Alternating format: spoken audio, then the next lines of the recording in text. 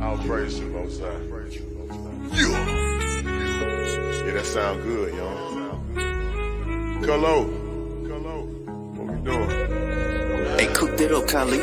We still getting to the money, got these haters in they fear. Lil' homie, let them chill. Most I told me vengeance hit my enemies, my footstools. We ain't got no beef for real. Haunt this here, this how we live. Look here, homie, we still getting to the money, got these haters in they fear. Lil' homie, let them chill. Most I told me vengeance hit my enemies, my footstools. We ain't got no beef for real. Haunt this here, this how we live. Look here, homie, be still. They said you got the call, they trying to blackball you.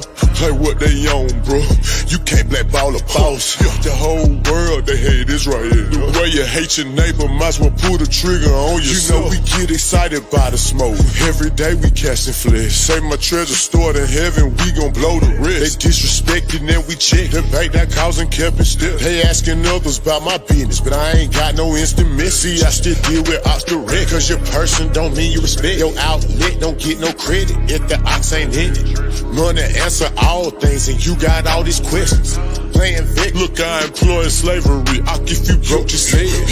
Yo, them crews in the hood, Jews in the hood. I caught them clues, now I'm good. I broke it down, he understood my all to you. Filtered through, you found a few, I'm good. We what we sold, this here exclusive. They like, hey, folk, look what you doing. We still getting to the money, got these haters in they fear. Lil' homie, let them chill. Most I told me vengeance hit my enemies, my footstools. We ain't got no beef for real. Haunt this here, this how we live. Look here, homie, we still getting to the money, got these haters in they fear. Lil' homie, let them chill. Most I told me vengeance hit my enemies, my footstools. We ain't got no beef for real. Haunt this here, this how we live. Look here, homie, be still. Most I told me be still, give a room to work. Know my movie work. Your faith ain't good, don't put the work in. In the spirit flexing, that my day job. Getting the mode out my own, I don't know what they are. Before I got the blueprint, and I'm too legit to quit. Let it spark in the dark, be a light, got it lit. Trying to map my movement, got my haters pondering. The odds set the questionnaire, they wanna know if you still lit. It hit different, you authentic, a lot of odds pretending. We do it for the Lord, got my own motion, who are you to judge? Put most high first, none above. Take in the spirit, we locked in, they'll come against your plot. You know Judas said, yeah, we spit them scripts, they barely now. Came on slave ships and you not black. You know they tell you everything. Isaiah 30:20, yeah, we bad. You see what happened when they tried to rail the train up off the track. False witness, hypocrite. We throw shots back, now they feel heat. Must go get it. We still getting to the money, got these haters in they fear. Lil' homie, let them chill. Most I told me vengeance hit my enemies, my footstools. We ain't got no beef for real. Haunt this here, this how we live. Look here, homie, we still getting to the money, got these haters in they fear. Lil' homie, let them chill. Most I told me vengeance hit my enemies, my footstools. We ain't got no beef for real. Haunt this here, this how we live. Look here, homie, be still.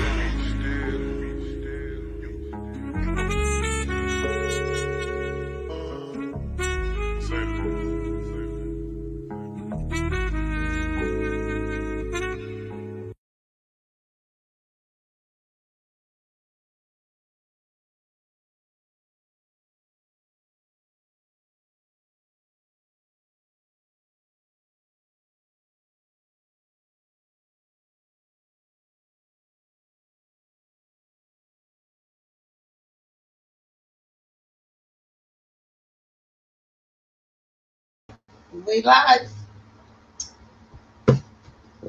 All right. Shalom. I guess I just introduced myself. I'm Kai Rob. Got a couple of my brothers with me. We represent an organization called 3BY.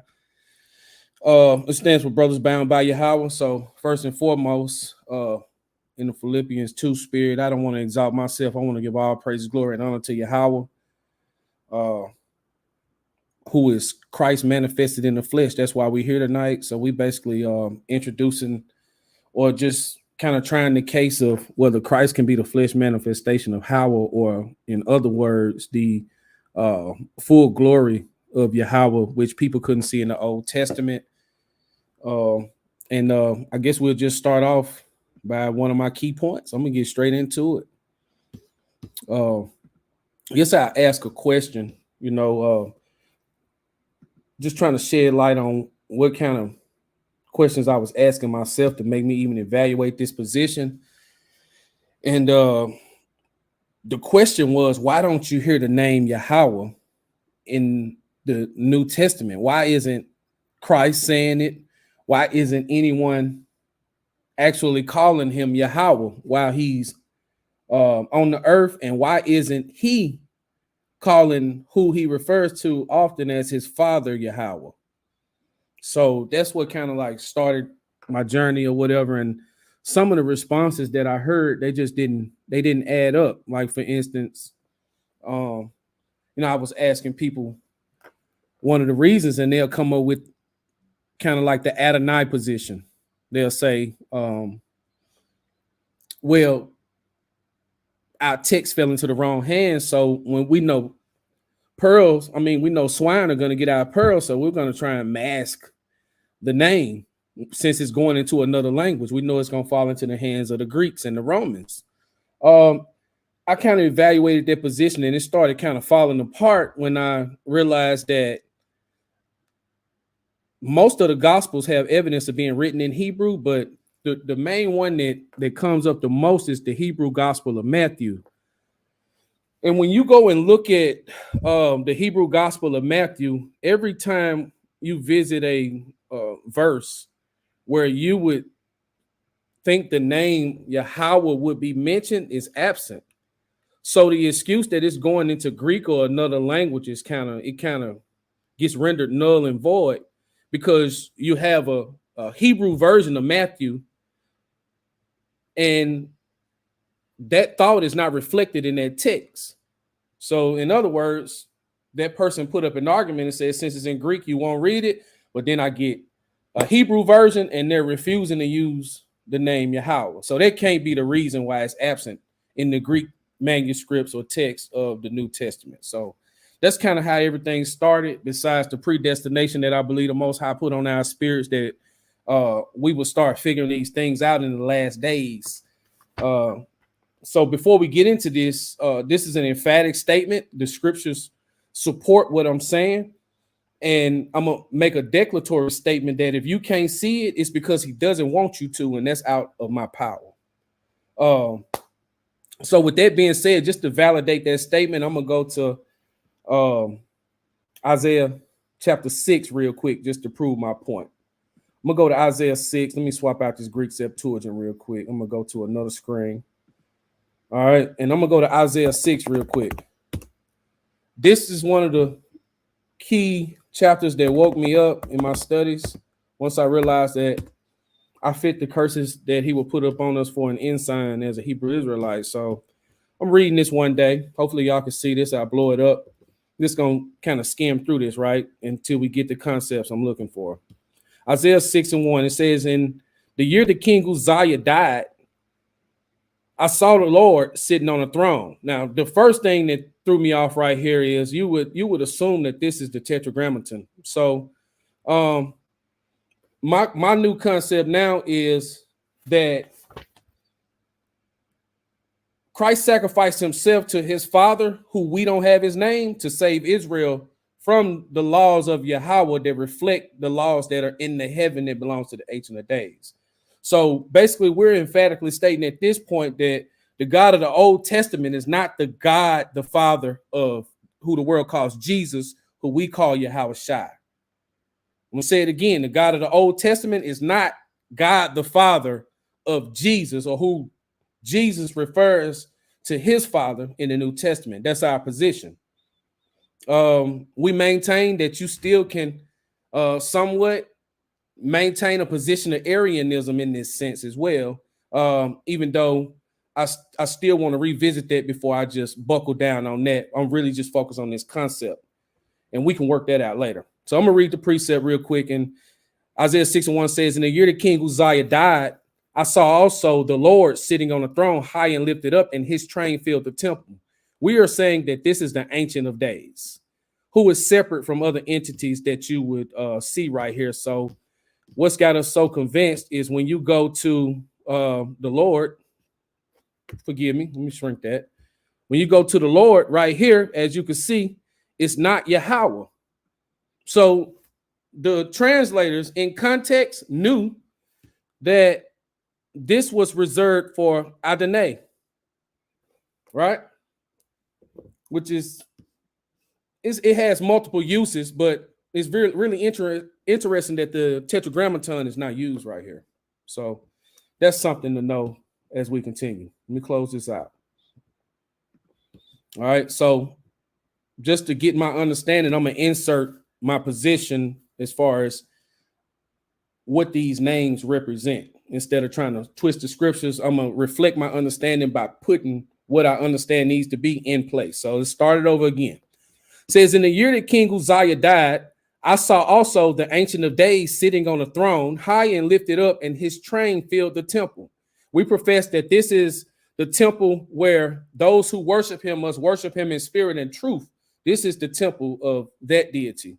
This is the temple of the eighth day kingdom. This is the temple where no flesh shall inherit the kingdom that this temple is in. That kingdom is the eighth day. We are emphatically stating that. Verse 2 says, above it stood the seraphims. Each one had 6 wings. With twain he covered his face, and with twain he covered his feet, and with twain he did fly. So the nature of these seraphims, who people like to call angels, is almost like they're everywhere. If you see it going left, it's going right. It's covering the opposite direction. You see it going up, it's going down. It's like in Isaiah's vision, he's trying to describe the locomotion of these creatures, these supernatural creatures. And it's almost like, to the best of our human ability, they're everywhere almost, in a sense, as far as how they travel. All right, let's stop at verse 2. So people attribute seraphims to being angels for the most part, but let's evaluate what a seraphim is, because we're going to need that later on. So a seraphim is basically a fiery flying serpent, from what I understand. All right, let's get that. And the Hebrew word is 8313, saraf, right? And as the audience can see, it says a seraphim is a fiery serpent, a poisonous serpent, right? A majestic being, 6 wings, human hands or voices, and attendance upon God. This is glory. This is a glorified state that these are in. This is the nature that we profess that Christ had to be made lower than in order to for his blood to suffice on a literal altar, right? But him in his position of the Melchizedek priesthood, he also sacrificed in this realm as well. But we think that these are beings that Christ had to be basically demoted from in the position of being a human being in order to effect his cause. All right. So a seraphim, or an angel, in the context of Isaiah 6, is a fiery serpent. Let's go back up out of this. We're going to need that later on for sure. All right. Okay, it said, above it stood the fiery flying serpents. Each one had 6 wings, and twain he covered his face, and with twain he covered his feet, and with twain he did fly.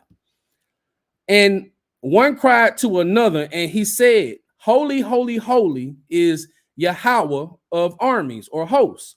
The whole earth is full of his glory. So now we're dealing with his glory. That's the topic of conversation. It's really important for us to understand this, to hold on to our position, as we will demonstrate later on.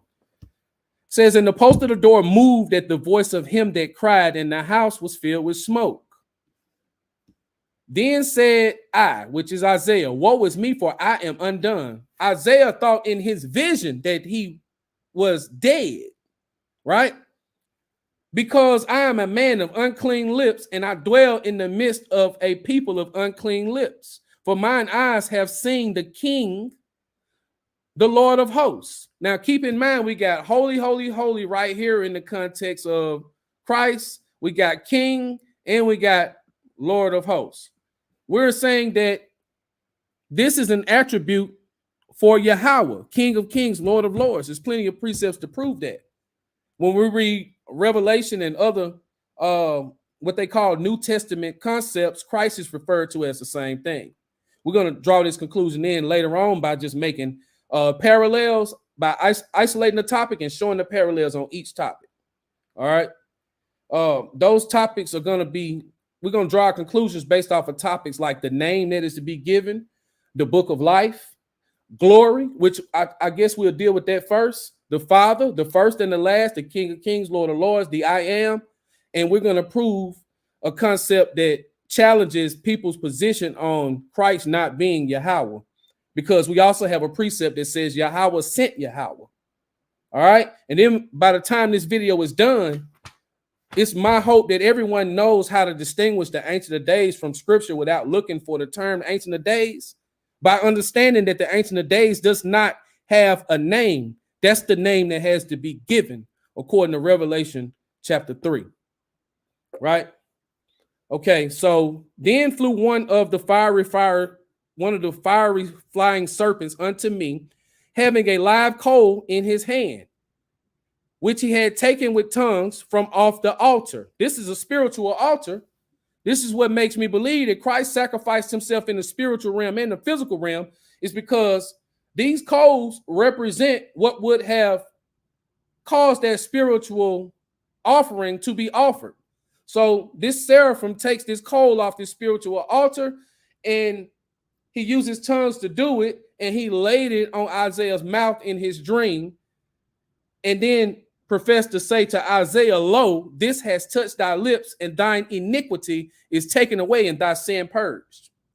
That's significant because of this precept. Hold on while I get it.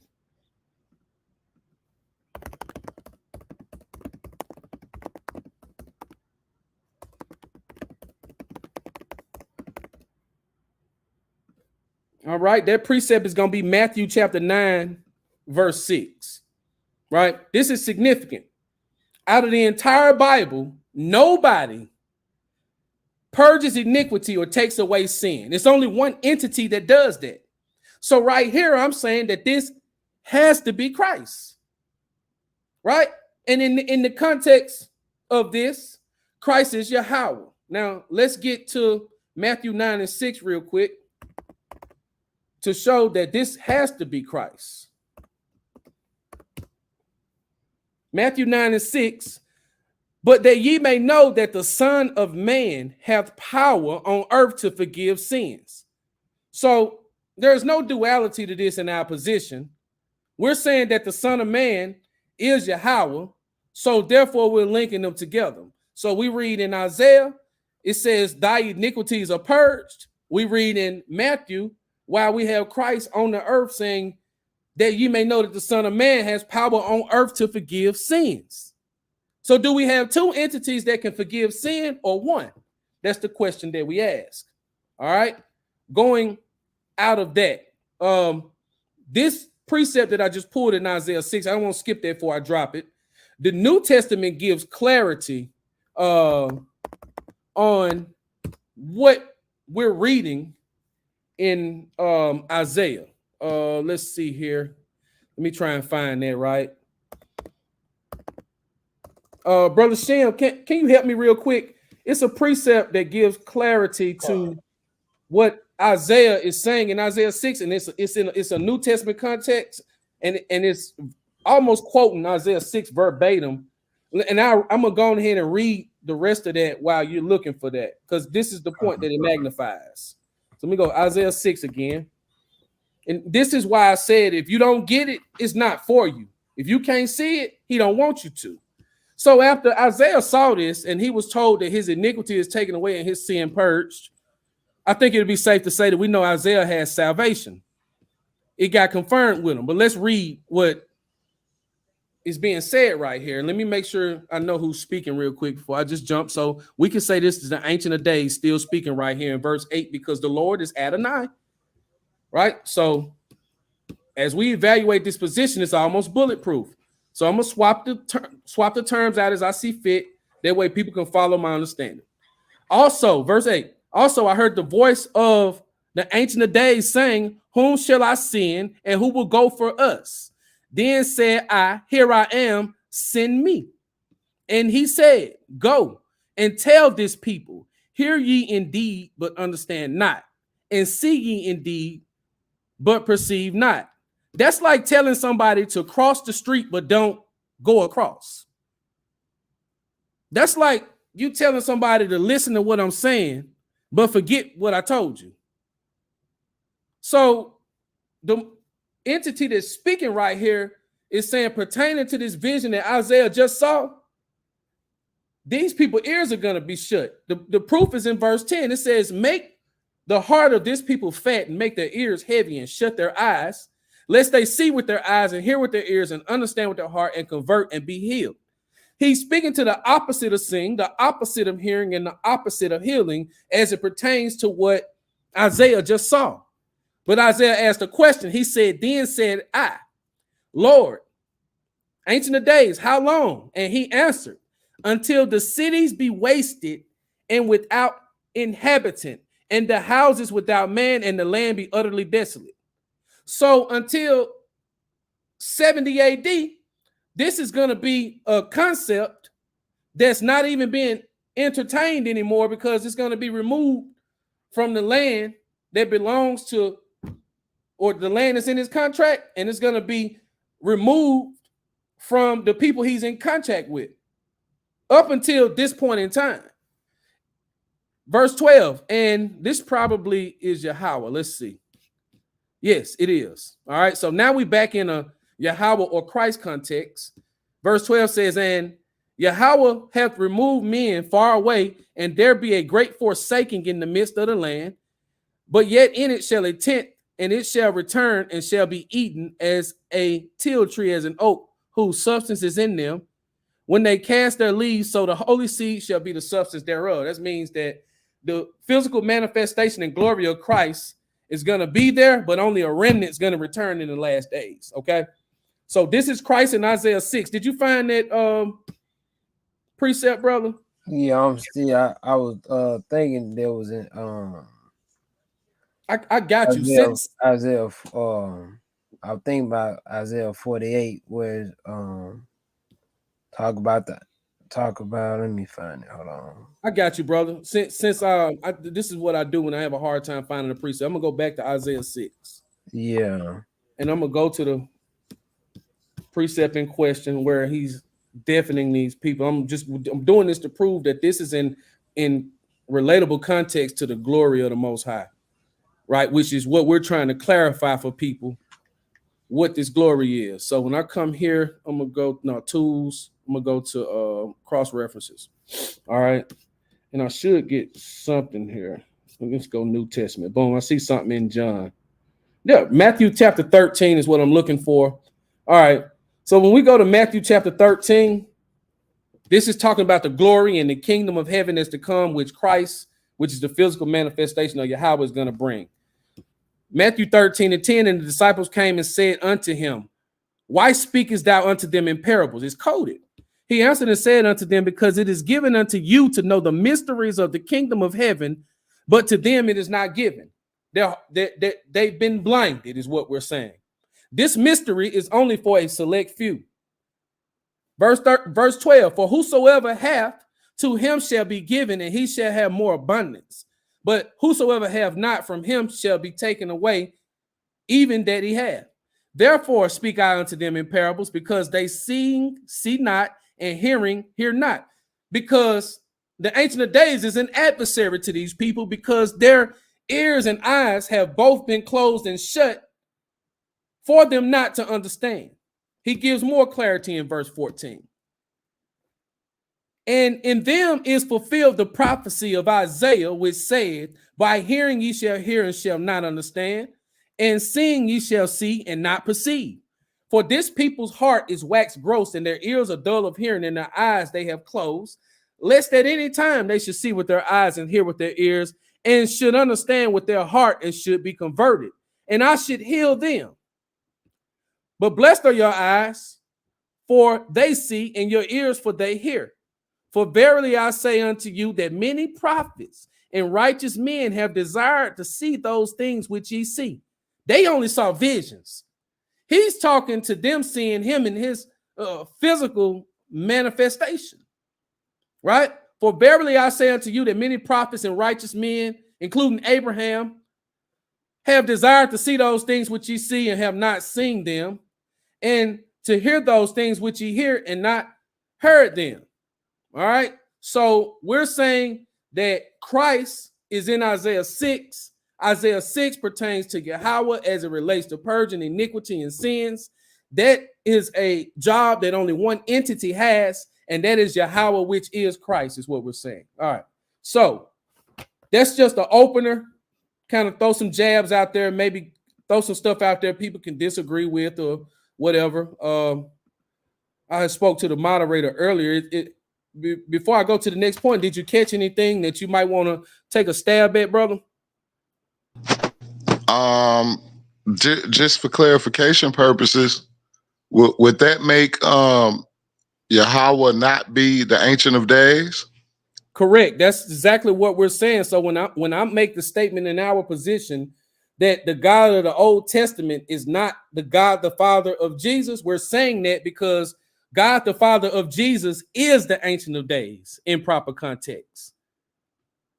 And we have to free up Yahawah being the Ancient of Days in order for this position to fit.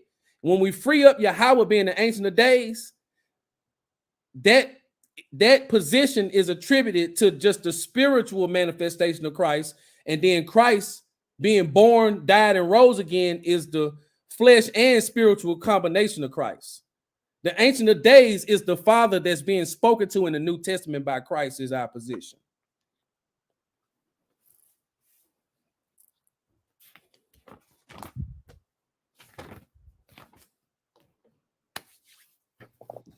So would the Ancient of Days be El Elyon?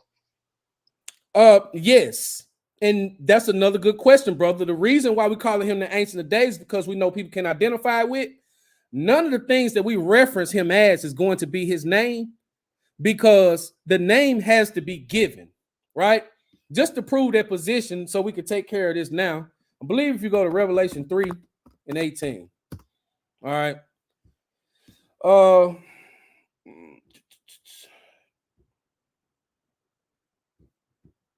It's got to be Revelation 2. Where's the temple of my God? I'm looking for the temple of my God. It's got to be chapter 2. Hold on. Revelation chapter 2.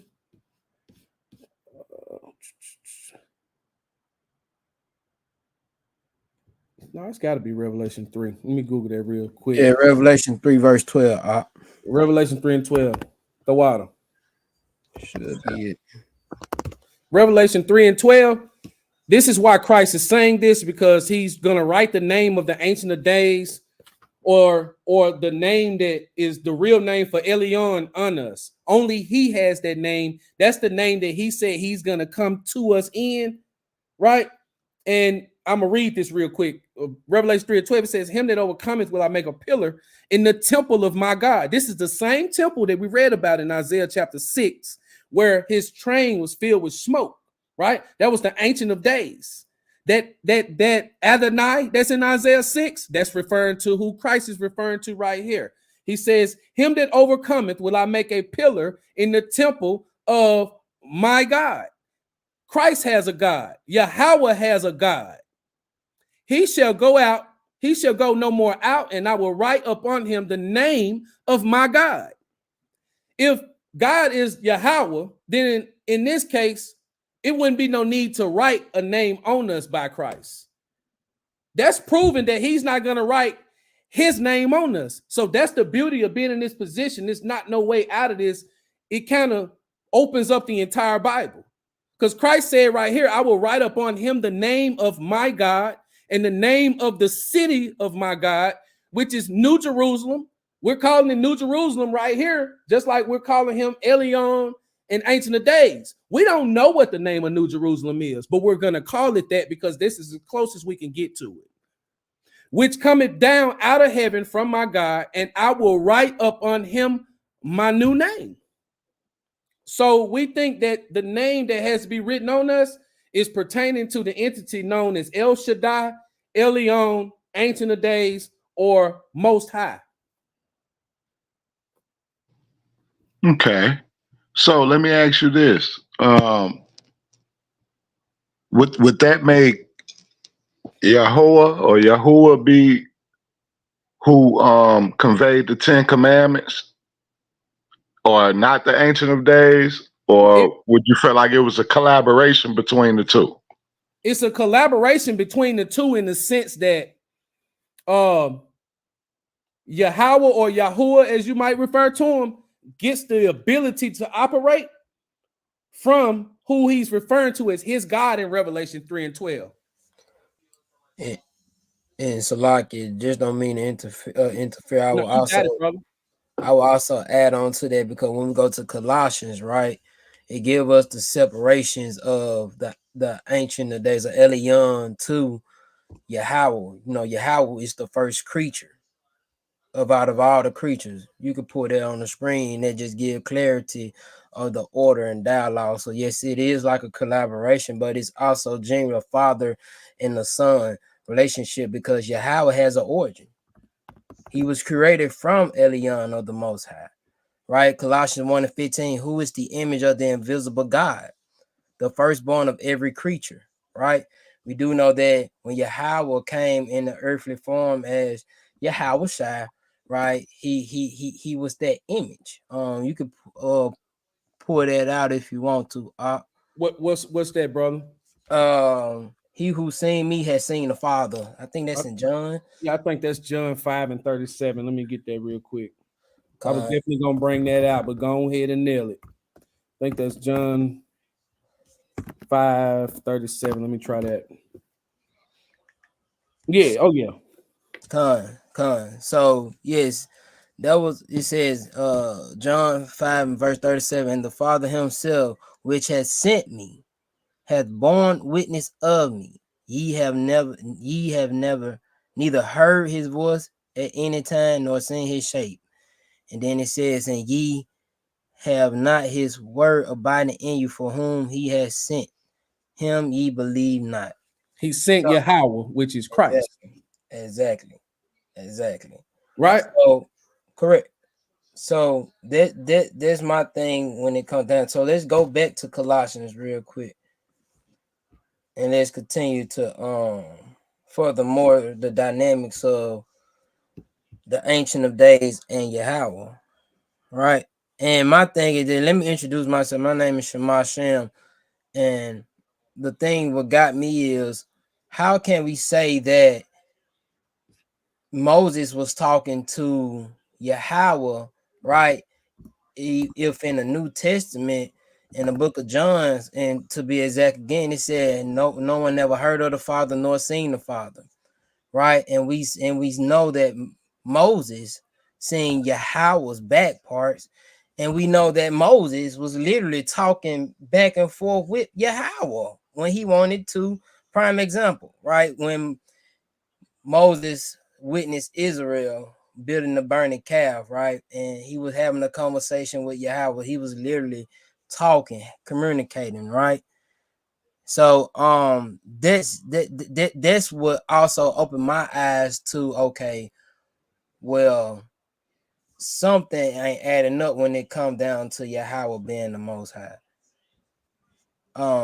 What you putting up for me? Yeah, I'm just gonna turkey back off of you so they don't get confused in how we use our terms. Because the question is gonna come up: do you have two of this? Do you have two of that? Do you have two of that? You can say yes and no, because it's only one entity that you can enter into the presence of through his blood. Right. And with that being said, brother, we'll make Job chapter 41 our next context, right? Just to prove that, so we can make sure this audience is up to par with what we're saying. All right. So you can't approach this deity that we're talking about. You feel what I'm saying? You can't see him, you can't hear him, you can't be in the presence of him, none of that.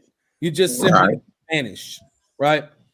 And that's why it's good to understand the fear of the Lord is the beginning of all wisdom. And this Hebrews 8 and 5, that's why that's up there. It's speaking to the spiritual priesthood and the physical priesthood. It said, for if he were on earth, he should not be a priest, seeing that there are priests that offer gifts to the law. All right. So this is talking about let me go back up in context real quick, because I think we need these verses right here. Okay. Yep, this definitely puts things in context. Now, of the things which we have spoken, this is the sum. We have such a high priest, who is Christ, who is set on the right hand of the throne of the majesty of heavens. This gives clarity to another precept, Psalm 110. when he says, the Lord said unto my Lord, sit at my right hand until I make your enemies my footstool. Right? Once again, that's not Yahawah right there in that instance. That's Adonai, and it's only used one time. So Adonai, Adonai might be used twice in the scriptures. I don't know. I'm gonna double check that while we in the flow, right? But Adonai told Yahawah to sit at his right hand until he makes his enemies his footstool. So the context still fits here. Hebrews 8:1. Now the things which we have spoken, this is the Son. We have such a high priest who is set on the right hand of the throne of the majesty in the heavens. That's the Ancient of Days. Minister of the sanctuary and of the true tabernacle. Once again, this is the 8th day kingdom, the kingdom no flesh shall inherit, the kingdom where the one who resides there must be worshipped in spirit and in truth. Flesh has no part in it, which the Lord pitched and not man. Okay. Says, so basically this Lord, I bet you this is Kyrios. Let me get that too while I'm editing. Let me make sure that ain't Kyrios. Oh man, that's fire. So Kyrios is Yahawah in the Old Testament. We're about to prove that too. Let me go back. So I'm just double checking I don't make any errors. I know this is gonna be public. Okay, so where was that Lord? Okay, so I'm gonna swap my term out again. A minister of the sanctuary and of the true tabernacle, which Yahawah pitched and not man. So Yahawah is able to enter that spiritual realm of the Ancient of Days or Elyon or El Shaddai and pitch there. Man can't enter this. That's why no flesh can enter. Verse 3, for every high priest is ordained to offer gifts and sacrifices, wherefore it is of necessity that this man have somewhat also to offer. So that's what I was telling y'all earlier. He covered the spiritual aspect as a man, and he covered the Melchizedek order or the priestly order to approach the Most High Elyon or Ancient of Days with the sacrifice of his spirit and of his flesh. It says, wherefore it is of necessity that this man have somewhat also to offer, for if he were on earth, he should not be a priest, seeing that there are priests that offer gifts according to the law. That's why when Christ restores the kingdom, as in the first, according to Micah chapter 4, verse 8, Christ won't be the high priest. He will be a high priest, but he's going to be high priest in the order of Melchizedek. So the sacrifices that these Levitical priesthood that's going to be regathered according to Malachi chapter 2 and 3, so they will be acceptable to the Ancient of Days. Right? That's why Christ is not going to be a priest during the 1,000-year kingdom outside the order of Melchizedek, because it's not going to be necessary, because his purpose is served by bringing us into the spiritual realm of who runs the 8th day. Who served unto the example and shadow of heavenly things is Moses, who admonished of God when he was about to make the tabernacle. For he said that thou make all things according to the pattern showed thee at the mount. I'll stop right there. The point is, who serve unto the example and shadow of heavenly things. So what we see being manifested and replicated in the spirit and the flesh by Yahawah, which is Christ, is setting up the order of the Ancient of Days, so we can get back in line with him and enter the spiritual 8th day, which is after the 1,000-year reign. So it's just a replica of things. It's a shadow of good things to come. That's why the law is set up like that, because it represents what's in the 8th day for all of Israel. Let me know if I'm moving too fast, but you also want to bring out the division that Daniel seen where it represents that in the Old Testament. Oh yeah, we could do Daniel 7 and 13. That's another good point right there. And then we'll go to Job 41, I believe. So I believe it's Daniel 7 and 13. This is really powerful. This is strong meat right here, actually, because you read in English, and there's a lot of people have arrived to the conclusion that the significance of Hebrew, or even that of the Greek, or even that of the Latin, is of no importance.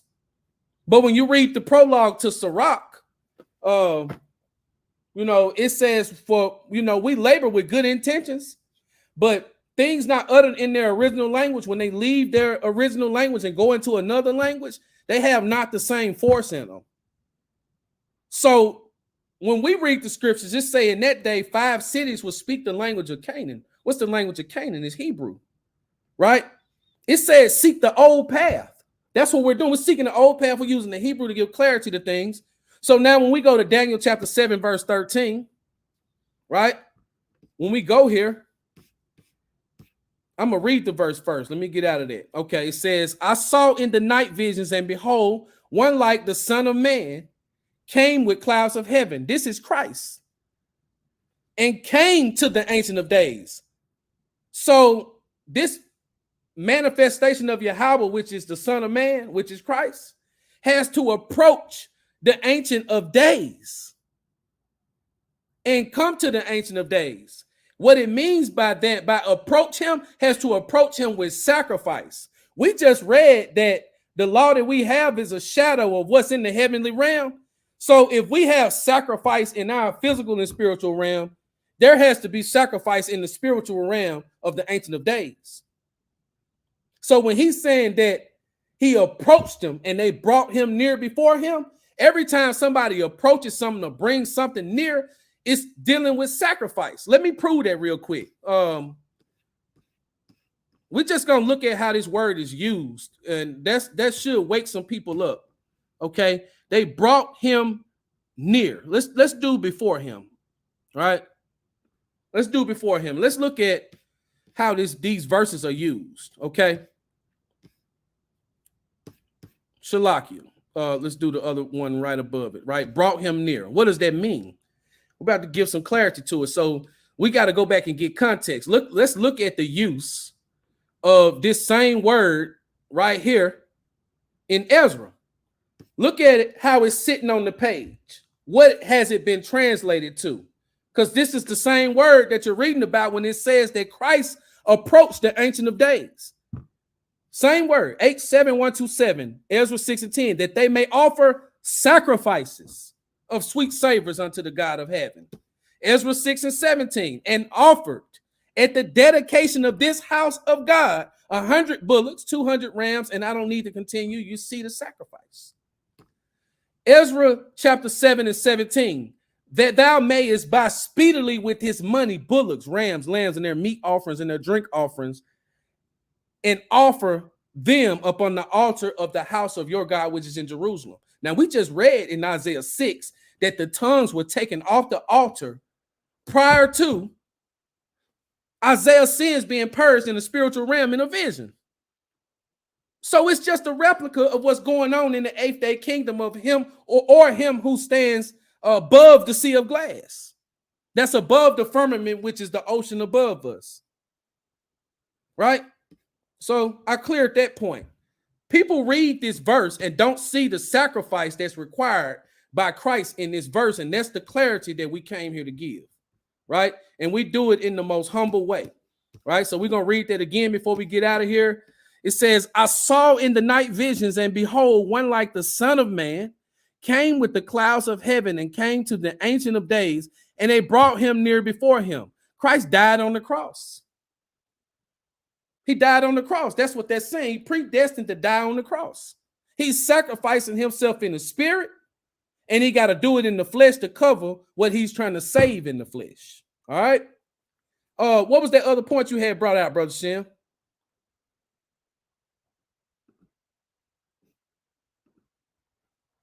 I had lost my connection at first, but that was the point. You didn't nail it. That was the point that I wanted to bring out. But I didn't. With to answer the brother on the line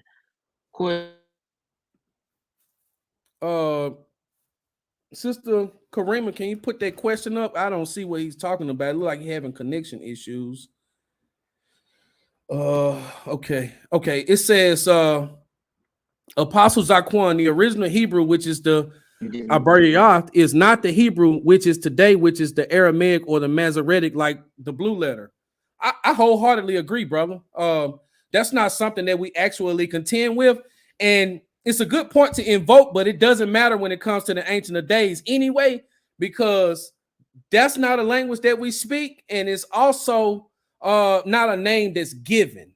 So it kind of finds a hard time being put off into this discussion because it's not something that we actually even have So it's not even based off of language. So I don't thoroughly understand where you're going with it, but I'm gonna continue to read what's on the screen. It said this is what Stephen saw in Acts 7:55. He said that he saw God, the Most High, and Christ sitting on the right hand of God. You cannot be on the right hand of God and God too. You know, we wholeheartedly say that. So our position is that that Yahawah, which is the physical, which Christ is the physical manifestation of, was spoken to in Psalm 110 by the Ancient of Days. That's why the term Adonai is used there. Let me visit that real quick. I think if we go there, we'll see Adonai, which we're attributing to the Ancient of Days in the context of that verse, but let's get it real quick. I think we're well equipped to, just kind of go back and forth in this type of dialogue because we've approached this matter in a significant amount of sincerity. Let's look at this real quick. Okay, so I see we have Salakia, if I may interject, I actually wouldn't even use that to answer that brother's question. Due to it's in the reverse, ain't it?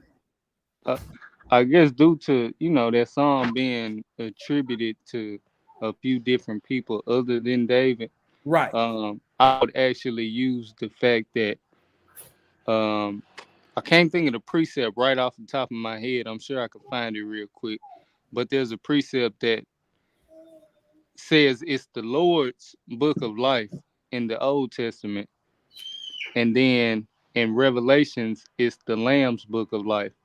So you would have to make Yahawah the Lamb that's at the right hand, which is what's being spoken to in Acts. Cool. Let's use that illustration. I got that in my notes. All right. Yeah, let me see if I can find that precept real quick. Exodus 32 and 32 and Revelation 13 and 8. So either way, it's gonna work, right? So since we're doing that, I've really been wanting to get to that Job 41 breakdown, but I'll just go and start making these analogies that I told y'all about earlier. I'm gonna go in order like I have it on my page actually from here, but I'm gonna deal with that book of life first. So this is how I really wanted to put it out here, right? So I'm gonna do this right here. I'm gonna type in Exodus chapter 3. Hold on, let me deal with this brother question. I'm all over the place. If I'm going off, moderator, brothers, keep me on track because my mind's going all over the place. I'm so apt to answer. Well, where were you then, brother? Where were you?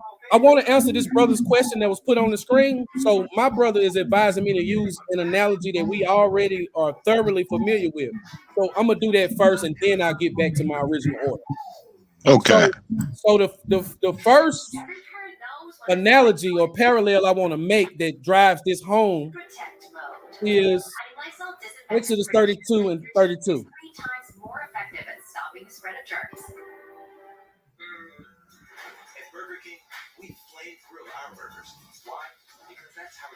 Somebody mic is popping. Hey, Apostle Zaquan, man, I was watching you on this station, brother. Man, I like how you break the scriptures down, brother. You actually got me interested in this platform. I really like how I desire your spirit, how you take your time and you're not really rushed to give an answer. That's something that I'm praying for. All right. Exodus 32. Let me get there. Okay. Check this out. Now, right here, if people don't know the context of Exodus 32, I'm gonna go to the top just for clarity, right? We all know if you studied the scriptures, you know that the prayers of a righteous man availeth much. I only see Moses commit one iniquity, and that's lack of faith at Meribah. Instead of giving the Most High the credit, him and Aaron said, "Do I have to strike this rock?" Everything else I'm considering, once Moses was given the law, he didn't do anything out of in sin, or well, it's not recorded like that, right? So I'm saying that Moses is a righteous man. We don't even have to prove him to be a righteous man because of what the Most High told him, and we'll let his word be true. So here we go.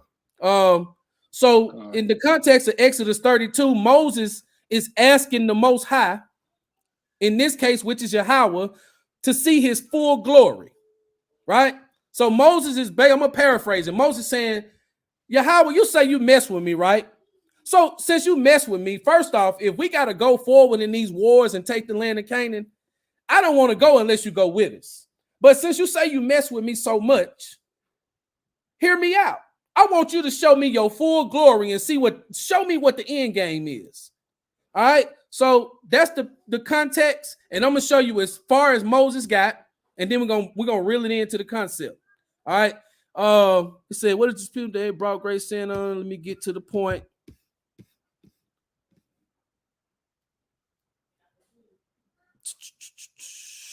No, this ain't it. That's Exodus 33. Y'all scratch the glory part.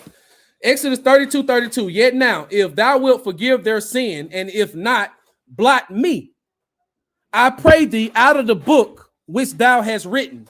So Moses is asking to be blotted out the book of life. Now we have another question of duality. Denise. Now we have another question about the book of life. Do we have two books of life? Because we gotta hold on, I'm being distracted right now. Just forgive me just a second.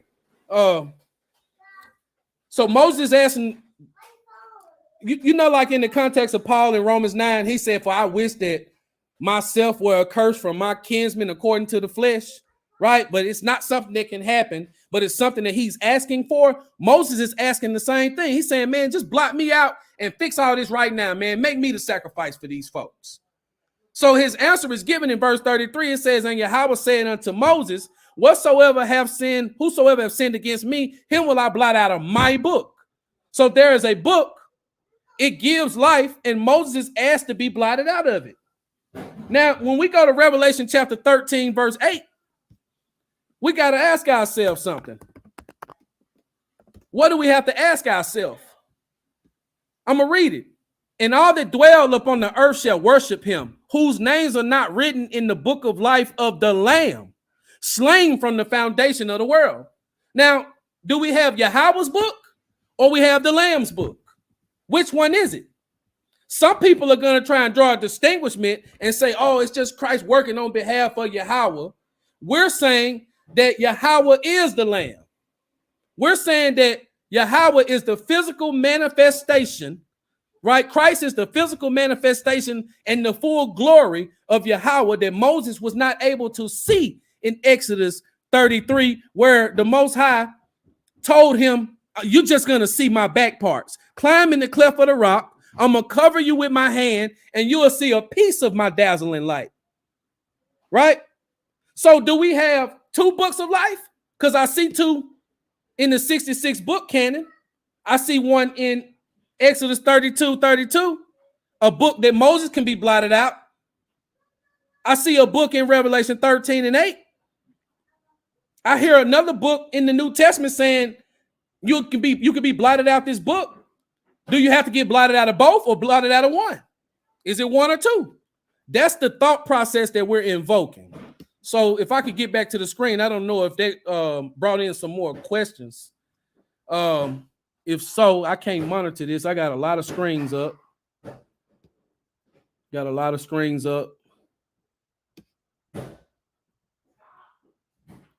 Somebody said wrong. Yahawah told Moses to tell them that. I don't get what Real Talk is actually saying. I'll go ahead and put this 38 in the clip real quick. Yeah, tell Real Talk to bring more clarity of his questions. Yeah, that's a pretty dull question, right? Because we don't see Moses being commanded to ask him nothing here, right? We'll just run through that real quick. Right. Moses intercedes, and Moses said unto the Lord, see, thou sayest unto me, bring up this people, and thou hast not let me know whom thou wilt send with me. Yet thou hast said, I know thee by name, and thou hast also found grace in my sight. So he's saying, Moses, I already told you that you got salvation in the bag too, just like Isaiah. It says, now therefore I pray thee, if I pray thee, if I. So Moses saying, I'm asking you, if since you say I found grace, this is the Most High speaking in verse 12. Moses says, well, since you say I found grace, right? He's saying, show me now thy way that I may know thee, that I may find grace in thy sight, and consider that this nation is thy people. So now he don't want to deal with himself. He want to know is Israel still taken care of? You got to remember in chapter 32, he just asked, could I just be the sacrifice for these people? Just blot me out and keep the rest, right?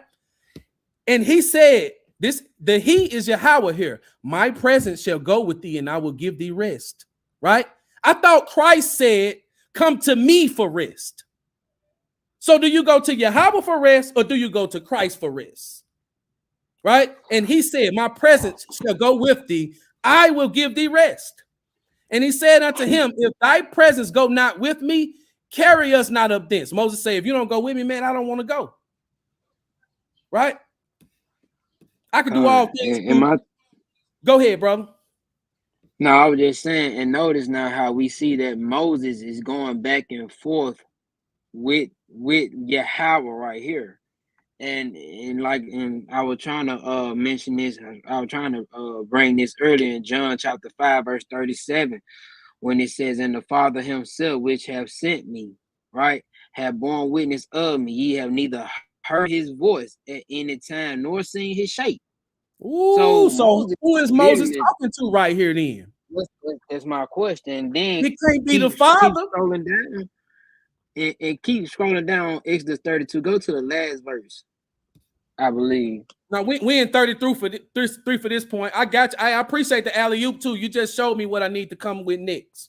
All right. Okay, come. So the context is like a back and forth dialogue, just like in the book of Job, right? So listen at what Yahawah, which is also the Most High, said. It says, for wherein shall it be known here that I and thy people have found grace in thy sight? Is it not that in thou goest with us, so shall we be separated in thy people from all the people that are upon the face of the earth?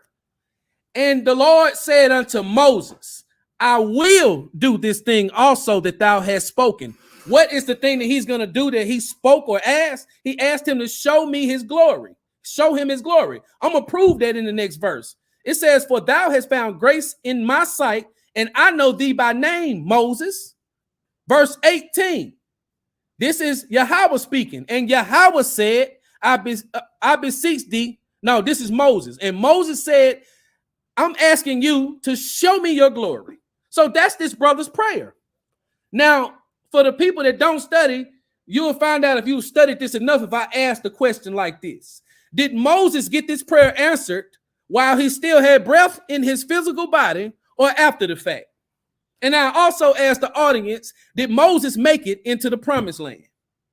I say Moses made it into the promised land. And I also say that this promise that the Most High, aka Yahawah in the context of Exodus 33, was not fulfilled while Moses was living. I agree. Scriptures agree too. So whoever gets this fulfilled has to be Yahawah because Yahawah made the promise. Exactly. Right?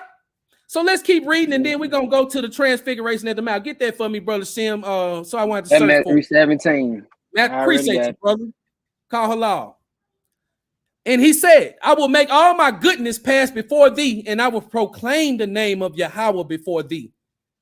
So part of this promise of showing him his glory is he's going to proclaim the name of Yahawah before him, which is Moses. And will be gracious to whom I will be gracious, and will show mercy on whom I will show mercy. And Yahawah said, thou cannot see my face, for thou shall no man see me and live. Right? But the request is to actually see him. This has to be fulfilled. But you can't see him and live. Who can't see him and live? A physical man with blood running through his veins that is not put on immortality. I'm going to prove that. And he said, thou cannot see my face, for there shall no man see me and live. And Yahawah said, behold, there is a place by me, and thou shalt stand upon a rock. And it shall come to pass while my glory is going to pass you by. He ain't going to give him the glory or show it to him. He told him it's going to drive by him. It's going to pass by him. That's right. So this request or this prayer to see his glory ain't fulfilled in this chapter or during the lifetime of Moses. And it shall come to pass while my glory passes by that I will put thee in the cliff of a rock, and I will cover thee with my hand while I pass by. And I will take away my hand, and thou shalt see my back parts. but my face shall not be seen. So Moses didn't see the glory. The glory can't be attributed to back parts or no face being seen. And don't get it twisted when it say Moses got played with face to face. That's just speaking to direct communication because Moses is acting as a mediator between Israel and Christ, which is Yahawah in spirit form. Now, what's it say? Matthew 17? Matthew 17, but I just want to pull this one verse out when you mentioned about that rock, right? That rock. This what Paul said about that rock in First Corinthians chapter 10, verse 4. He said, and they all drink the same spiritual drink, for they drank of that spiritual rock that followed them, and that rock was Christ. So Paul is making a significance about that rock, right? During the exodus of our forefathers, when they was again led out of Egypt. This 1 Corinthians chapter 10, verse 4.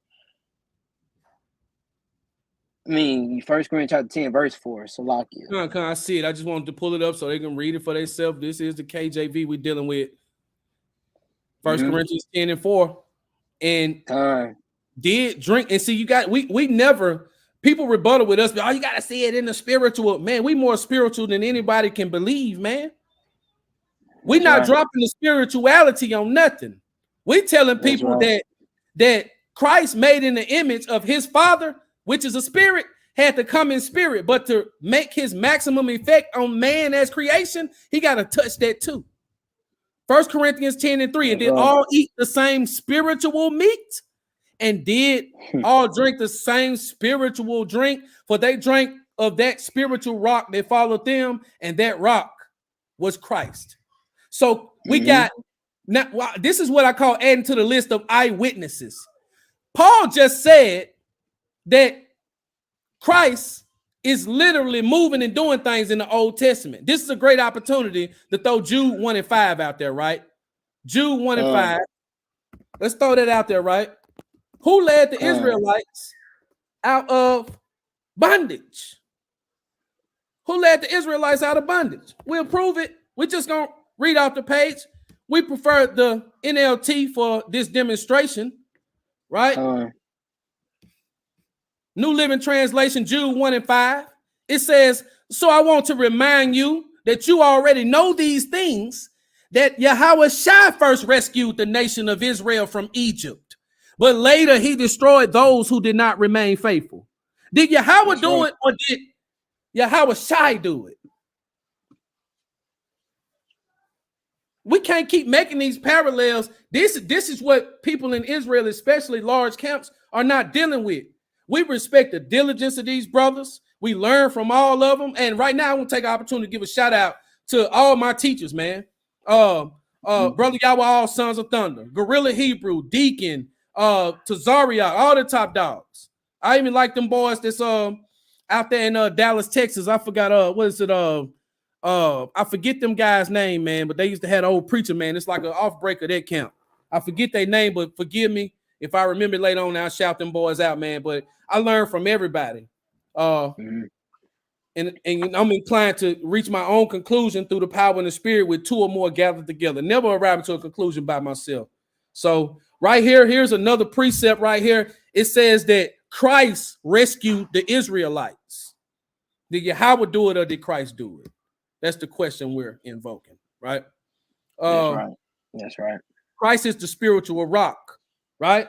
Is it Christ's book of life or Yahawah's book of life, right? We got an eyewitness that said Christ is that rock. Let's give you another eyewitness. I'm gonna give you another eyewitness. What's that? 2 Peter. 2 Peter. Is it 2 and 1? No, it's got to be. Here we go. It says, Simon Peter, a servant and apostle of Yahawah, the anointed one, to them that have obtained like precious faith with us through the righteousness of God and our Savior, Jesus Christ. Right here, Peter is literally calling Jesus God. But he's not calling him the Ancient of Days when we say that. He's calling him God. Why? Because Peter understands prophecy. Prophecy says that you are literally going to call Christ Yahawah. And if you're not doing so already, then you are blinded according to Isaiah 6. It's like if for the ones that's just joining in, I did make an emphatic statement and say if you can't see it, he don't want you to. And when you do see it, he wants you to. So I'm not going to leave neither parties out. But if you can't see what we're saying, it's because this whole understanding, according to Isaiah 6, is blocked out from a great deal of people. Okay? So, second witness. Peter says Christ is God. While we on it, Salakia, while we on the subject of that rock as well, two illustrations that I love to use in the Old Testament that will emphatically make the Lord the rock. You know how some people try and say Christ was that rock, and then they try and double down and say it's a separation between Christ and the Lord in the Old Testament. I couldn't put my words together, but that is a point I wanted to address. Psalm 18 and 46 is a great precept, and I would follow that one with Psalm 62 and start at the beginning of Psalm 62. Ooh, boy, you slanging that sword. It says, Yahawah liveth, and blessed be my rock. So when we say Christ is the rock and Christ is Yahawah, it says that Yahawah is the rock. Do you have two rocks? Do you have two books of life? Huh? Do you have two Lord of Lords? Do you have two King of Kings? I got you exact. The next one is 62 and 6. Let's get it. Psalm 62 and 6. Psalm 62 and 6. Let's get the context upon God. We really couldn't apply to Yahawah here, but I'm still sure you could tell who God is if you read it and see, the context of everything. But I'm gonna pull it anyway. We already proved that Yahawah is the rock, Christ is the rock, right? Salakia, 62 and 2. Salakia. 62 and 2. Okay. How many redeemers do we have? Psalm 62 and 2. He only is my rock and my salvation. He is my defense. I shall not be greatly moved. Right? So whoever is David's God is his rock and salvation. Who is David's God? Yahawah. Yahawah is David's God, so therefore Yahawah is a rock again. And I thought the Son of Man has power on earth to forgive sins. Isn't that what salvation is attributed to? You have to have been sprinkled with clean water to receive said salvation. That's going to be Christ that come back and sprinkle that clean water on you. And we ain't going to even touch on that latter rain right now. Christ is the rain, right? That's right. Two very powerful precepts, very powerful precepts. Recapping, do we have two books of life? Do we have two King of Kings? Do we have two Lord of Lords? Right? So my bad, Salakia. I was just gonna just turn it back on what Brother Amon was saying, man. We can also go to the book of Acts, right? Chapter 7. We can start at verse 37, just to give clarity on our claims. Oh, what's this speaking to Deuteronomy 18, ain't it? Okay. Go down to verse 38. Verse 38. I'm gonna start at 37 for clarity. It's Acts 7 and 37. This is that Mashah, which said unto the children of Yasharallah, a prophet shall the Lord your God raise up unto you of your brethren, like unto me, him shall ye hear. This is the one that we are commanded to listen to or perish. Right. In Deuteronomy 18. Right? That's the Son of Man, which is the Son of God, which makes him God. I can prove that with John 5, right?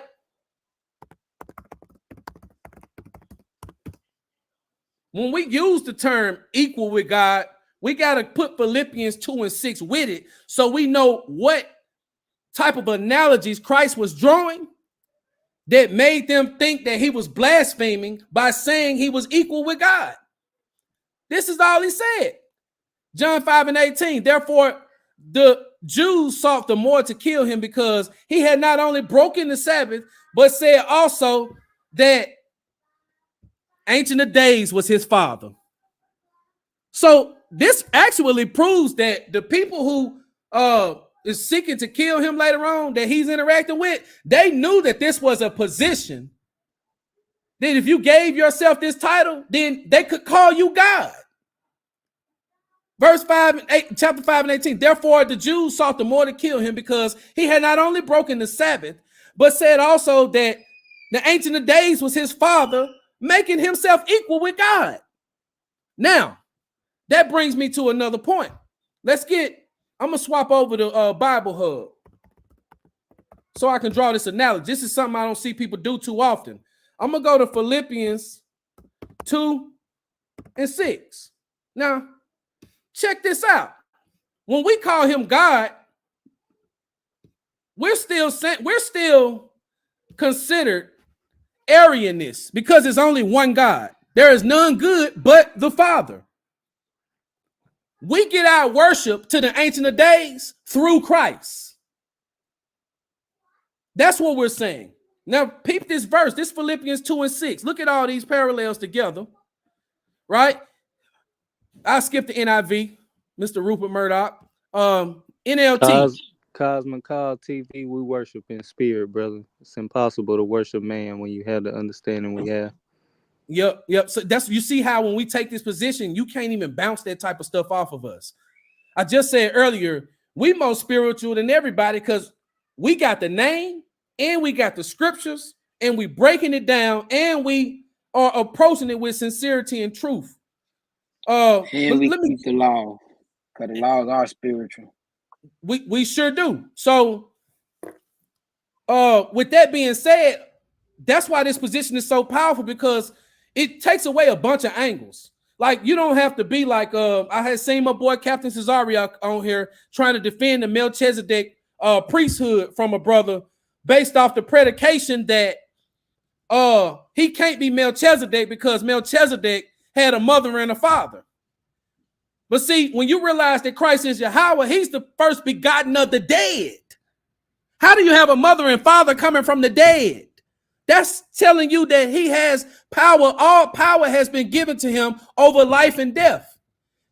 You use a mother and father to come to life. You don't use a mother and a father to come out of death. That's why I said that Melchizedek order of priesthood is so the flesh realm can reach the spiritual realm of the Ancient of Days that we telling y'all is the God of Christ. Look at this verse. It says, though he was God, he did not think equality with God as something to cling to. ESV, who thought he was in the form of God, did not count equality with God a thing to be grasped.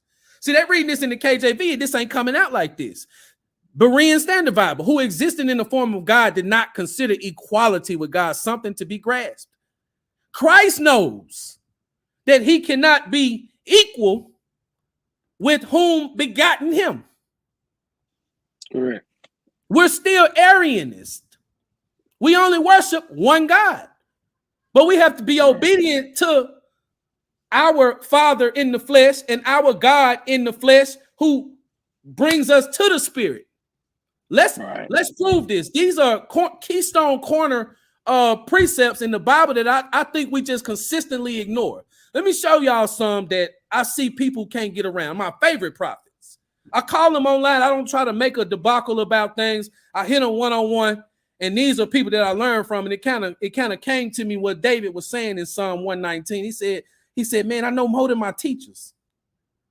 That's only regarding these things that I'm speaking on, right? I'm still learning, I'm still growing, but this unlocks the whole Bible is what we're telling y'all, right? I forgot my next point. So he's considering himself equal with God by saying he's the Son of Man, right? That's why they're saying he's equal with God. Man, where was I about to go in the Old Testament? Man, I had some fire it's just kind of hard lining these things up. This brother broke up. Somebody named Cosman Cal TV said, "That's right. Y'all still believe God is the creator." Shaking my head, carry on. He must be late. He's missing this. Yeah. So see, Say that again. He said, "Oh, that's right. Y'all still believe God is the creator." Shaking my head, carry on. He's normally those people that come in that spirit are self-worshipers, right? Yeah, they fools. Or they're basically saying, "I'm a God. I don't worship myself, but I'm a God." Who is God, right? But that don't work on us either. We don't even entertain these type of things because the scriptures say only a fool would say in his heart that there is no God. So we respectfully, I don't even go back and forth with that, and I'm not calling you a fool. The scriptures do it say, "Don't even teach a fool." So if you don't even acknowledge God, which is ironic as hell, right? Then hopefully you're not on that side of the fence, because I always tell people, how can you deny God by acknowledging he exists to say that he don't exist? You have to bring him up to say he don't exist. So if you don't think there's a God, just be quiet. I have another question for you too, bro. But they go off the Hawaii Bible, so they believe in Jehovah. They believe in Jehovah Yah. Yeah. Jehovah Yah. Okay, that's cool. Now what I do is I definitely talk about the name, and I won't let that infiltrate this for the sake of context wise. We're not on that. But man, when it comes to this name, man, we really do nail that, right? To the best of our ability with our understanding. I respect the Yah folks, right? I'm gonna tell you the ones that I really like working with, because I always know I got the upper hand. Those Yahawah people, man, that's always a great back and forth right there, right? Most people that talk to me that's under the guise that Yahawah is the name, I end up converting 90% of them, I would say, and that's been my life, right? It's no way possible that can hold up, because you automatically make Moses a transgressor by not using that as the name of who he worships, right? But I respect the Jehovah and all this stuff with vows, even though vows just now popping up. I'm gonna give y'all a quick breakdown on this, on why a lot of this stuff has to be thrown out off the rip, right? So this is off topic. I'm gonna get right back on topic. But ancient Paleo Hebrew was consonantal. So the job that I put on people when they start introducing all these different names, we just telling you that we think that we have as close as we can get based off of this context, right?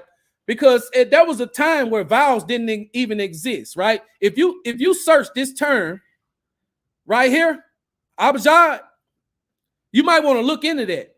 And this is dealing with Aramaic, this is dealing with Hebrew, Proto-Canaanite script, all that, right? Even this, some would say even all the way back to the wedge cuneiform or what you call it, what the emerald tablets are written in, Akkadian script, right?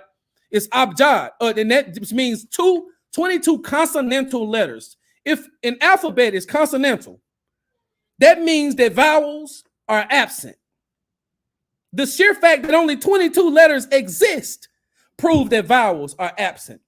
Now, you could take this consonantal-based language and look at a word like I use Esau, for instance, and you would know based off the context how to pronounce it differently with the same characters, right? They definitely had grammatics and stuff like that. Well, we don't deny that. But anytime you're introducing something like that and you saying you're so sure that this is the name of the Most High, and you're putting vowels in the pronunciation to link those letters together, you already are starting a battle that's gonna, it's just gonna raise your burden of proof that's gonna be on you. And I'm gonna leave that alone right there. Yeah, and I would tell a brother to find something older than Sennacherib's prism to support their claim about the name of Yahawah as well. Yep, that's fire. For Yahawah, you say for Yahawah before Assyrian captivity?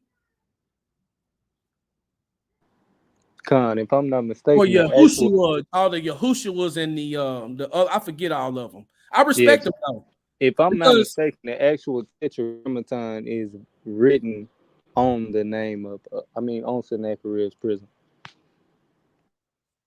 well, the Tetragrammaton is Hebrew, so Sennacherib's prism is what Syriac or what is it, Aramaic?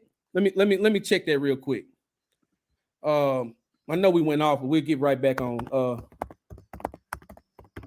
I need to know that. That's something to know on the fly.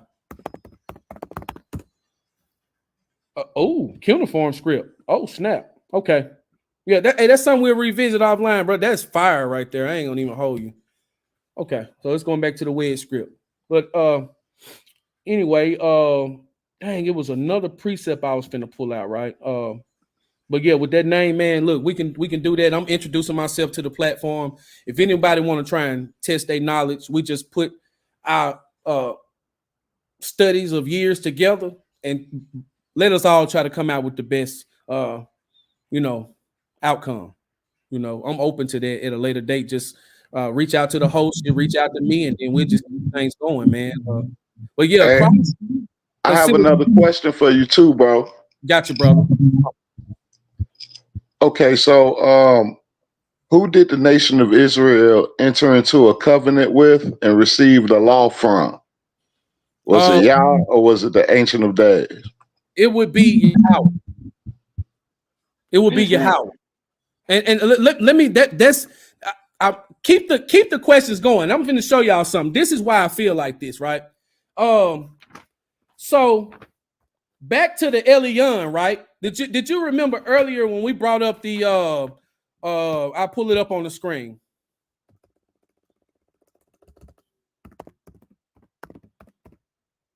What's the precept in Deuteronomy said his Most High divided the nations? What is that, Deuteronomy 32? Hold on. Yep, right here. Deuteronomy 32, verse 8. Let's get there real quick, right?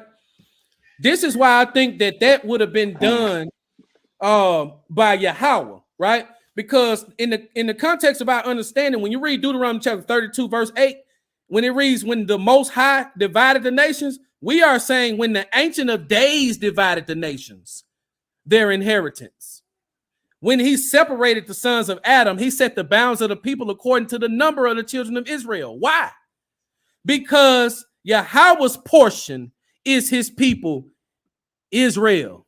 That's his inheritance. So if that's his inheritance, they're going to inherit something from him. Inheritances get passed down, right?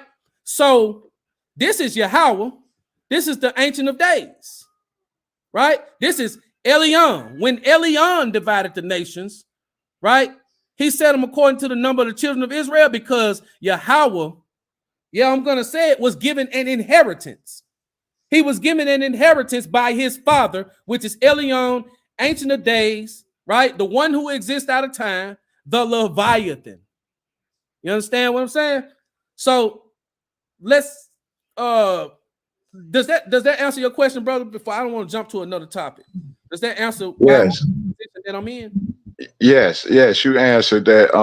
The law and the covenants came from Yah, right? Correct. So do me one favor for the people, right? Do to those who may be foreign to your way of seeing things. That I know that there are some in the comments as well who are wondering if Yah's the one who gave the law, then wouldn't giving praise or honor to the Ancient of Days be in violation of having no other gods before him? You actually keep that law better when Christ is Yahawah. So that's why I was going to deal with his glory. Let's go to his glory. Let's go to Isaiah 42 and 8. Right? So we are saying that Christ is the glory of Yahawah. So we only sticking with this one entity. Let's read it. It says, I am Yahawah. That is my name, and my glory will I not give to another, neither my praise to graven images. Now we had left off at the transfiguration, right? Shalaka, can y'all hear me? Yeah, we can hear you.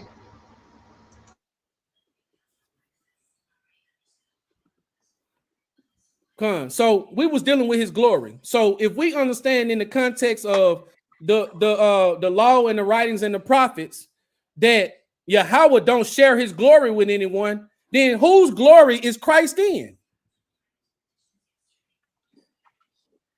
He said, all power is given to me. The Son of Man has power on earth to forgive sins. He's in Yahawah's glory, which is him. It hasn't been shared with anyone. That's what makes this position so beautiful. It literally opens the whole Bible up. This is why IUIC is going back and forth with all these other camps, because they have just become privy to this information. That's why they're going back and forth like crazy. But I'm gonna say this respectfully: the people that I see try to respond, so far I'm probably on maybe 30 precepts. Right? They're not answering with precepts. Even some of my teachers, it's just a whole bunch of mumble jumble. You kind of stuck in your understanding, because what this does is it takes a lot of positions that you have made and you've been indoctrinated and you fed it to such a large crowd that you're gonna have to come out and be like, oh man, y'all listen, it's 10,000 of y'all, but hey, look, I messed up. Y'all come back and deal with me. Let's clean this up, and then we're gonna clean the slate. We're gonna move forward. We're gonna get a new and better understanding. We profess that Yahawah don't share his glory with nobody else. Does that answer my position and makes it relatable to your question?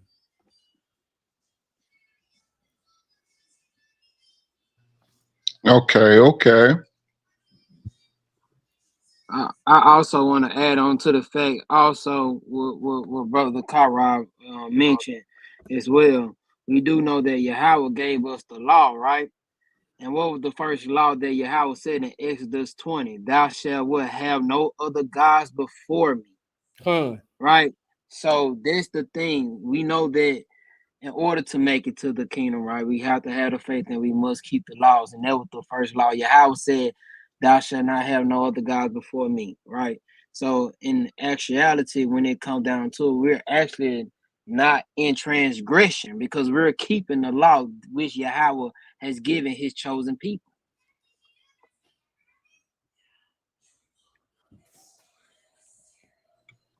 Wait, so the Ancient of Days isn't quote unquote before him? Yes, the Ancient of Days is before the Son of Man and Yahawah. That's why he's referred to as the Ancient of Days. We're giving him that as a name, but it's not a name. It's an attribute of him. It's saying that he exists outside of time. So how could you not have any other gods before him, yet also recognize the Ancient of Days as being before him? Because he's a shadow of that heavenly kingdom. He's a replica of everything. So how Christ worships his Father, we're in the same hierarchical structure of how we approach worship. Salakia, I think he's under the impression. Are you using before as tense? Are you saying before as in like tense, or as in his presence? Yeah, above him, right? Well, how do you all interpret that before the Lord him? is worshiping any other God in his presence? Being before the Lord is being in his presence. Yeah. I actually got the answer to that in scripture. We're gonna go back to this again, right? This is what I want people to understand, right? Yahawah is the Most High as well, y'all. That's why I didn't want to introduce the concept yet, because it gets kind of confusing. But let's understand that Christ has all authority on the earth, because he won't try to circumvent his Father's spot.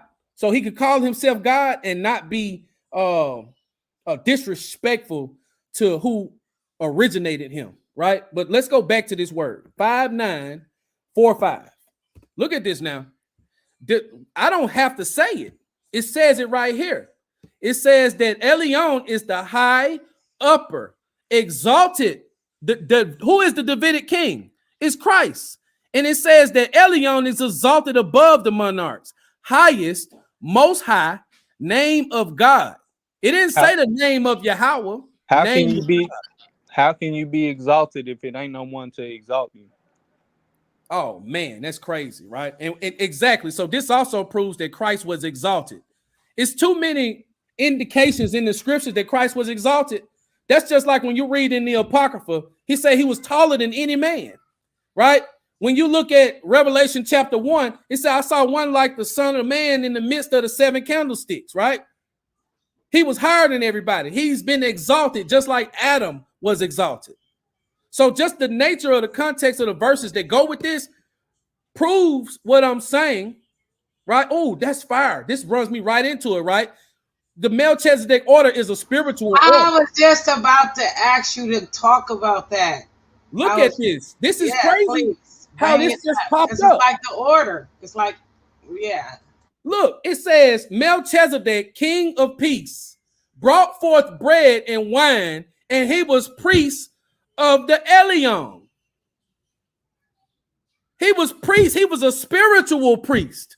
So the requirement not to have a mother and father don't apply to him. He doesn't have a mother and father by default because he originated in the spirit.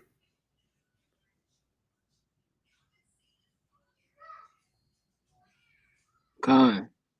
And also you mentioned about how they worship Christ, right? My thing is this: Christ, they didn't find no good in Christ's mouth, so he did not sin. So when we go to Matthew 15, we just read in Exodus 20, they said, thou shalt have no other gods before them. When we go to Matthew chapter 14, verse 33, it said, then they that were in the ship came and worshipped him, saying, of a truth, thou art the Son of God. Why is Christ allowing these people to worship him if the law literally says that thou shalt not have no other God before me? Right? So that's also another verse to indicate that Christ, a person who did not commit no transgression, was Yahawah. Psalms 2:12.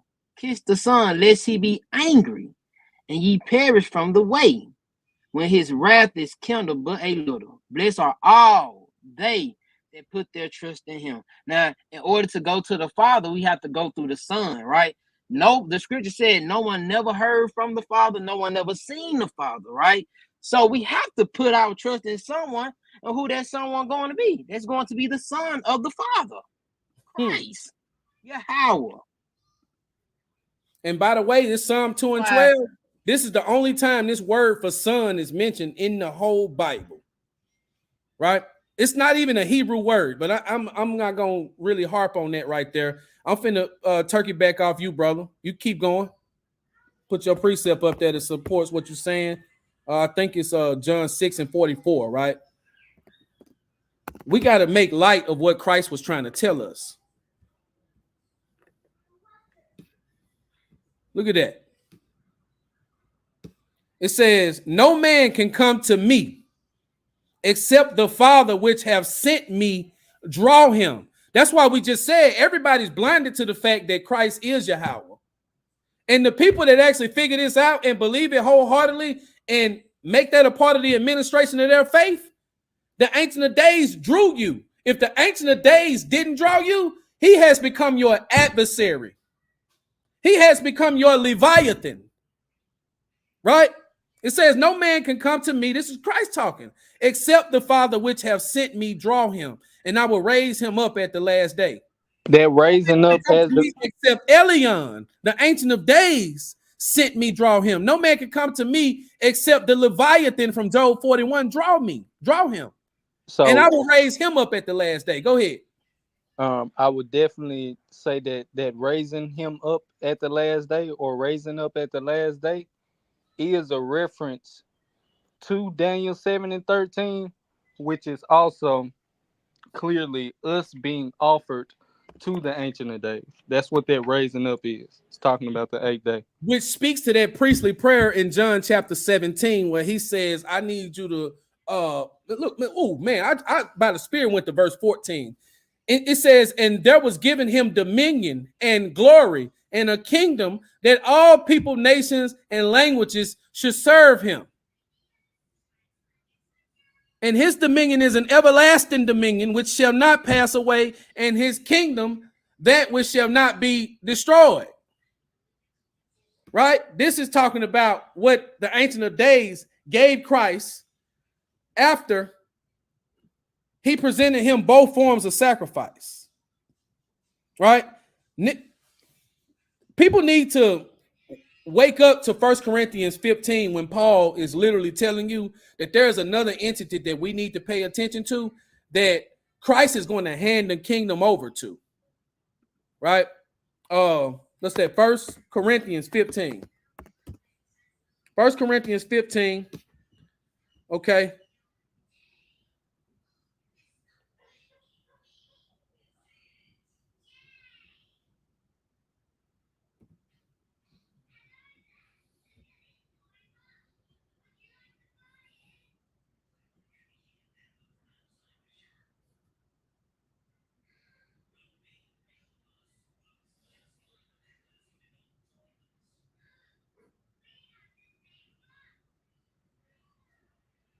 There you go, right there. 1 Corinthians 15 and 24. It says, then cometh the end, when he shall deliver up the kingdom of God, even the Father. Who's going to deliver the kingdom of God? The kingdom of God is his people. Who's going to give the Israelites to the Father? Because anytime you're in a New Testament concept, when you see this word even, it means that you need to pull the two prior thoughts together. That means that God, in this context, is equivalent to the Father. He which shall deliver up is Christ. Then cometh the end, when Christ shall have delivered up the kingdom to the Ancient of Days. He said his kingdom is within us. He's going to deliver the Israelites to the Ancient of Days, which is also the Father. We got to deal with that because we're about to go on in further into scripture to show that even if we give the title Father to Christ, he's still Yahawah. It's the only reason why all these things become titles is because Yahawah is his name. He only has one name, so any other thing you call him is just a title. The name is still reserved for the Ancient of Days. Now let's deal with this. Is Christ God? Is Christ the Father? Is Christ Yahawah? I'm going to go to another precept that people have a hard time dealing with because they're just reading in English. And even the ones that even go into the Hebrew, this one goes over their head. I think it's Jeremiah 23 and 6. Jeremiah 23 and 6. You can't beat prophecy. Jeremiah 23 and 6 says, in his days, Judah shall be saved. Whose days? His days right here, Jeremiah 23 and 5. Behold, the days come, says Yahawah, that I will raise unto David a righteous branch. Yahawah, which is the physical manifestation of Yahawah. That I will raise up unto David a righteous branch, and a king shall reign and prosper, and shall execute judgment and justice in the earth. That's Christ. Now watch this. I'm going to force people to disagree with prophecy simply by reading. It says, in Christ's days, Judah shall be saved. That's what Yahawah means. It means God is salvation. Right? And the first three letters of Yahawah is the first three letters of Yahawah. Yod He Vav. In his days, Christ's days, Judah shall be saved, and Yasharallah shall dwell safely. And this is his name whereby he shall be called. The scriptures force you to call the righteous branch, which is Christ, Yahawah. Let's prove it. Let's prove it, right? His name, his Shem. Boom. It says, let me shrink this down. It says, his whereby he shall be called, or Kara, Yahawah. There you go, right there. That's the tetragrammaton. Yod, He, Vav, He. 10, 5, 6, 5. It says you need to call Christ Yahawah. So people can't disagree with you on this position when it's made plain on tables that prophecy says that you're going to call Christ Yahawah. Now, this is the one name given under heaven amongst men, whereby which we must be saved. And the Son of Man has power on earth to forgive sins. The Son of Man is Yahawah. Nobody else can share in that glory. That's because Christ is Yahawah. Now watch this. We're going to go to Isaiah 9. Let's go to Isaiah 9. Where did he get these titles from?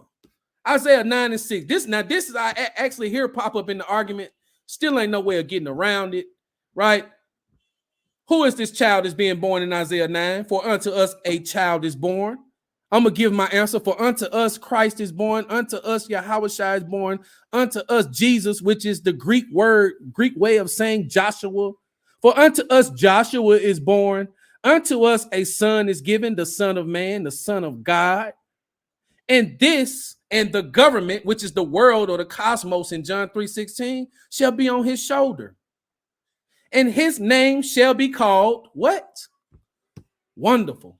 That's a title. Counselor. That's a title. The mighty God. That's a title. The everlasting Father. That's a title. And the salt covenant or the peace covenant, the Prince of Peace, right?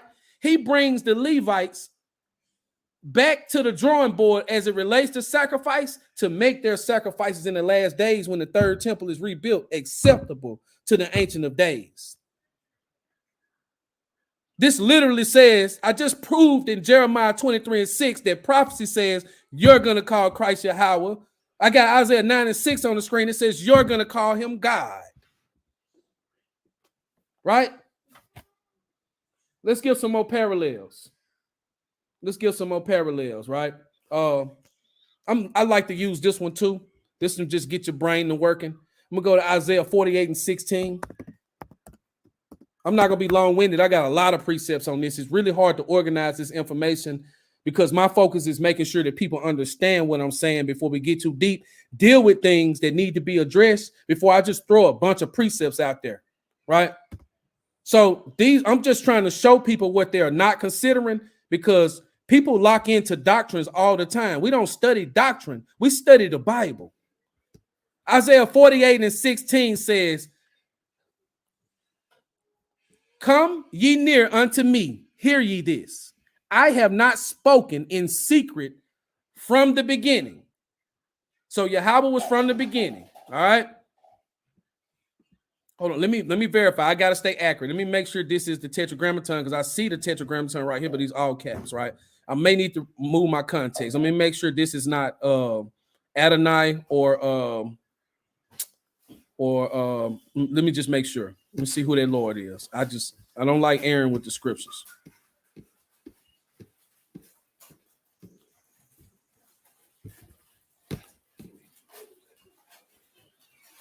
It is. Okay. Oh, Adonai. So this is the Lord as in Yahawah. So God, the Tetragrammaton is still here. I need to know that. I don't want to getting loose lips. Ecclesiastes chapter 5 say, hold your foot when you enter the house of the Lord. All right. So let me close that out, get back to it, right? This is a powerful precept, Isaiah 48 and 16.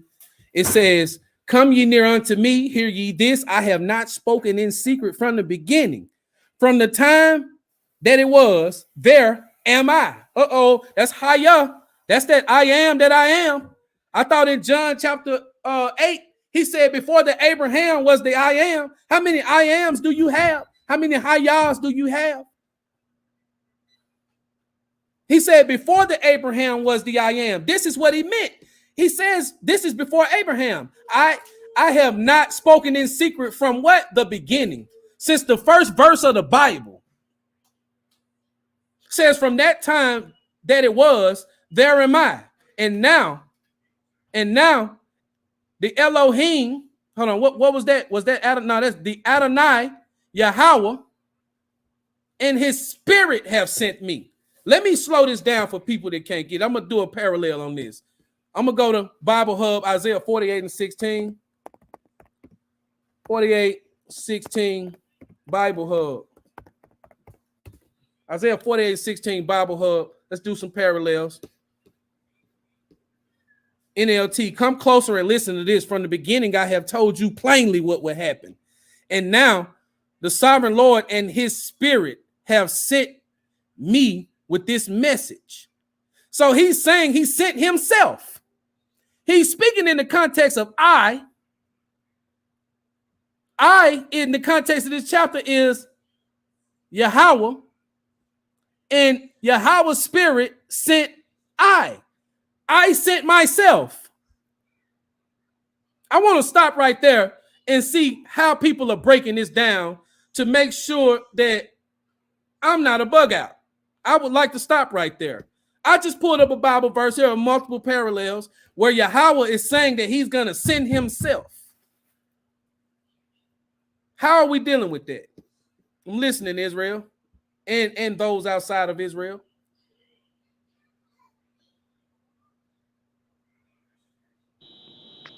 Yeah, I got a nice walk down. I think the brother is still up on the platform that asked about who the covenant was made with, like as far as like on the reverse end, like who made the covenant with us. I'll put it like that. I remember Well, which covenant and who is us? he said in the law, so I'm guessing he was talking about the covenant that us keeping the law with. At Mount Sinai. Exactly. In Mount Sinai. That's what I was waiting on. Okay. I got what a you nice got? walk down for you. Go ahead, take over, brother. I'm gonna pull your precepts. You probably want Exodus 3. I wouldn't even go back that far. I would more so probably start at like Exodus 19. Yeah, I started Exodus 19 and 3. And it says, and Moses went up unto God, and the Lord called up unto him out of the mountain. So we know that was Yahawah at the mountain, correct? And then you can go to Deuteronomy 33, and it lets you know that he would come with tens of thousands of his saints. This is talking about yes. And then you go ahead, just like always, you go with 2 witnesses in your law, or who is two that? Habakkuk and Judges 5. What you got? And the Habakkuk, 2 witnesses. Let me go Habakkuk. Hold on. Hey, slow it down. Do it in the order that you just said, right? Mm-hmm. So this is a good precept to start. He said, and Moses went up to God, and Yahawah called unto him out of the mountain, saying, thus shalt thou say to the house of Jacob, and tell the children of Yasharallah, right? You mentioned, what was that? That's Deuteronomy 33, right? 33 and 2. Let's get that. Now, this goes over a lot of people's head too. Most of this context is future tense in this chapter, Deuteronomy 33. This is forward. This is how you are going to know where, Shalakia, I lost my screen. This is how you're going to know where the Israelites going to be in the last days. And there's a lot of things that lead to this point and forthward, right? A lot of people get right here to verse 2, as you mentioned, Brother Iman. They don't realize this is a future prophecy, but you're about to prove that. What you just go ahead. I got your screen up, brother. I'm gonna have that Habakkuk 2 on speed dial. Go ahead. Deuteronomy 33 and 2, and he said, Yahawah came from Sinai and rose up from Seir unto them. He shined forth from Mount Paran, and he came with 10,000s of his saints from his right hand when a fiery law for them. Now, people read this and say this was already fulfilled in Exodus. We agree, right? But let me throw the context in there for you to take back off, Brother Iman. You have to apply it with the totality of this word. I'm going to give 2 precepts that you need to have in mind when you're reading a prophecy like this. This is not a one-time deal. Let me go to Ecclesiastes 3 and 15. It says, that which hath been is now, and that which is to be hath already been, and God requires that which is past. Let's go to 1 and 9.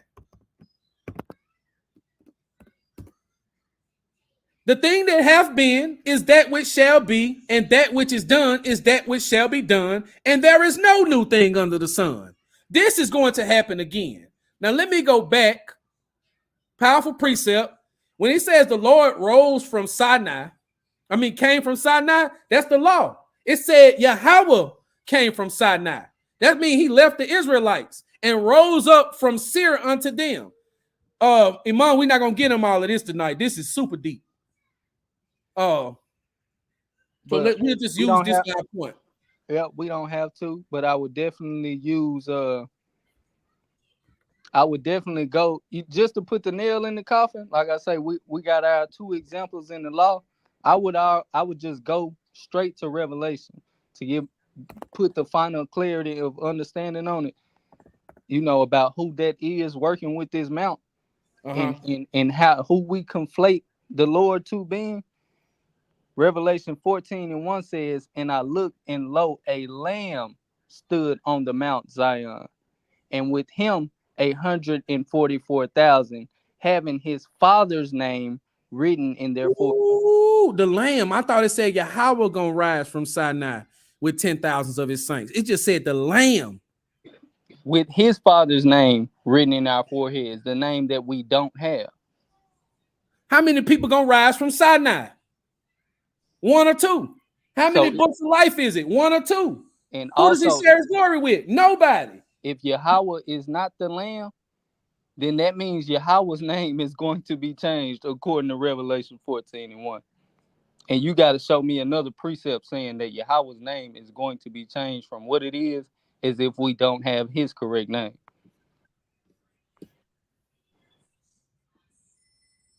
Hey, where is that do again what you did in the past? Is it 3?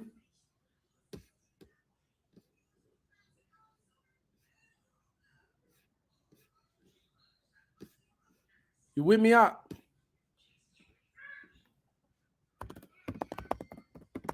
Salakia just had a little train drive by, bus drive by.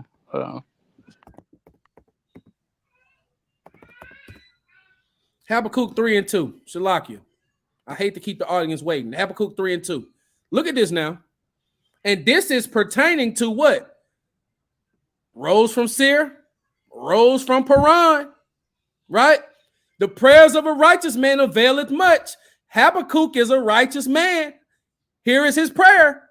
O Lord, I have heard the report of you. I stand in awe, O Yahawah, of your deeds. Revive them in these years. Make them known in these years. In your wrath, remember mercy. It says revive them in these years, which means some translations even say, let me get this parallel real quick.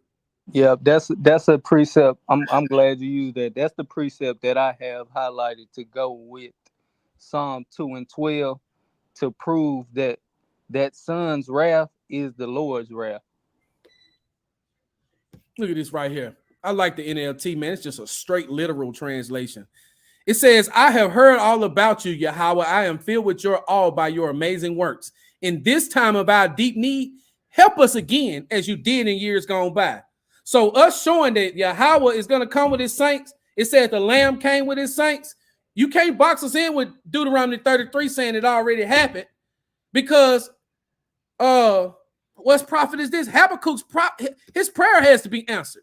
He got to do it again. And when he does it, he going to rain down on Edom and he going to crush the Ishmaelites.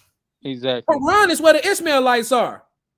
All these people that are mentioned are firstborn. Ishmael was firstborn. He didn't get the covenant, right? Esau was firstborn. He didn't get the covenant. Cain was firstborn. He didn't get the covenant.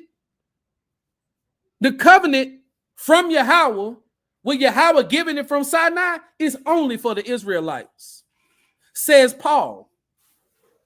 We don't even need to pull no more witnesses. This nails it. This nails it. Mhm. What script was when the Most High said he would send himself? That brother Christopher the Lawful, that's going to be Isaiah chapter 48, verse 16. Right? Yeah. Some Apostle Zaquan said, for sure, this is what I'm saying. We do not know what his new name will be because it doesn't apply today. Khan, much agreed, right? Brother Christopher, I'm just reviewing the comments again. Brother, like he quoting Deuteronomy 18 and 19. Yep, because 18 is above it. Which script is that? Well, man, I should keep over. There's a lot going on. Okay. I'm gonna skip over Orion. I say Yahawah because the U order, then a W. He's gonna deliver the kingdom back to the Father. And yes, the people are also considered. Yes. We on one accord. We definitely on one accord.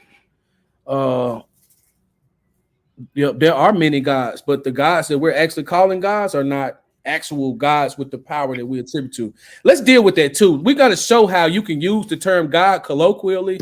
I do want to deal with that. Just looking at the comments. Let's go to what's that? What's that? Exodus 22, guys. Revile. Yeah, Exodus 22, verse 12, I believe, or 18. Don't revile the judges or gods. Exodus 22, what, 3? Let me see. What verse is it? Exodus. Hold on. I'm about to wrap it up like we're hitting the 2-hour mark, man. We got plenty of time to hit this again. I'm not trying to be super long-winded. I want to just open it up and you just kind of see where everybody mind at. I've been out the spirit of just trying to be Exodus 22, verse 28. 22, verse 28. Let me get the KJV, verse 28. Yeah, so this is something too. This is when you read John chapter 8, when he said, haven't you read ye are gods? People like to go to what it's a psalm. It's a psalm that says that ye are gods. 82 and 6. Yeah, Psalm 82 and 6. I would actually go back to the law, which Ye cannot revile the gods. Yeah, so my question is, who are the gods or the Elohim that you should not revile in Exodus 22 and 28? I can call myself God. So I can also call Christ God. Christ is above me. Did Sarah not call? I can call myself God. I can call Christ God. Christ is God.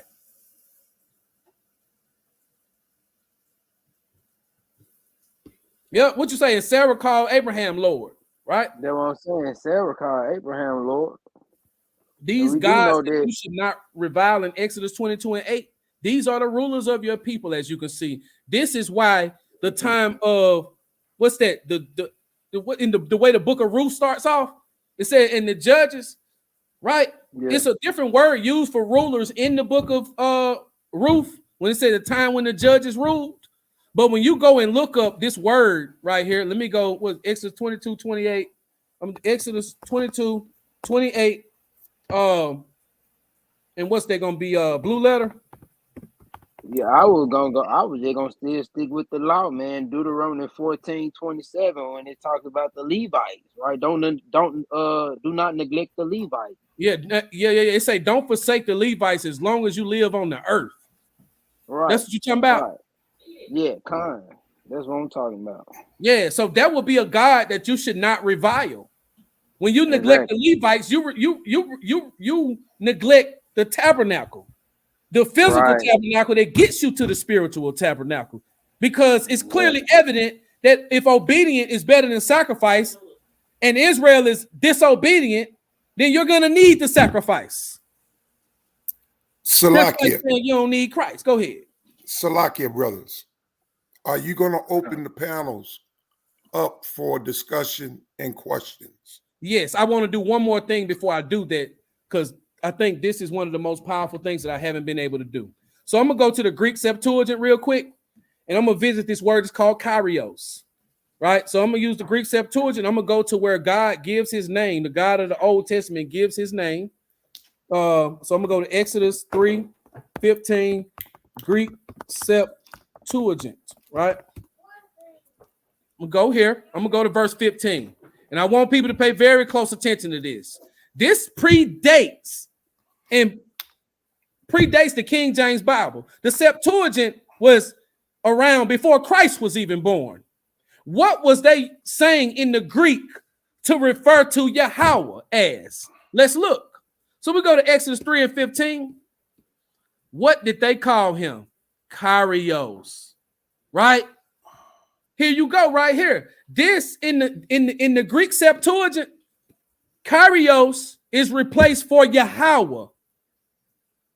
So the Israelites that I think what somebody that's on the panel, correct me if I'm wrong, but I could have sworn that it was either Alexander or Ptolemy got 72 Israelites to come to Carthage or somewhere towards Egypt, and the Israelites translated our pearls into Greek.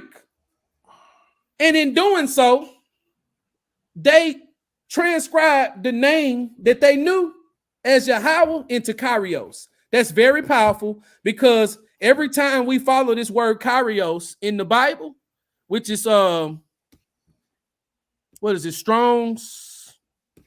Well, I'm not in the actual Strong's right now. It's not giving it to me. But if I'm just going to paraphrase it, when you follow Kyrios with this new context that we're given, Kyrios is the same as Yahawah, which is Christ.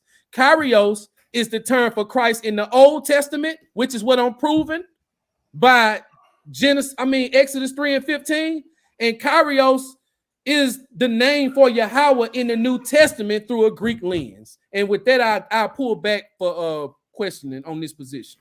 Okay, real quick. Great presentation. Gave me a lot of pause on a lot of things. As a Christian, minister, pastor, all together for 40 something odd years before coming into the knowledge that I was one of the original children of the Most High, Yahshua. Everything y'all saying, I believed for 48 years. In 2015, when I first came into this truth, that was one of my first struggles. That was my first struggle. The deity of Christ. In Christianity, I was taught about the Trinity and believed it. So when I first came into this truth, when I went to the school, the Hebrew school in Detroit,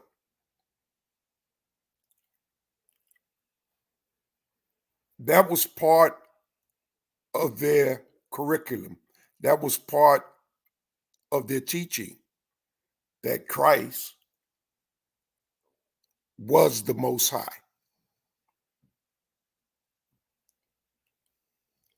After doing study and speaking with other people,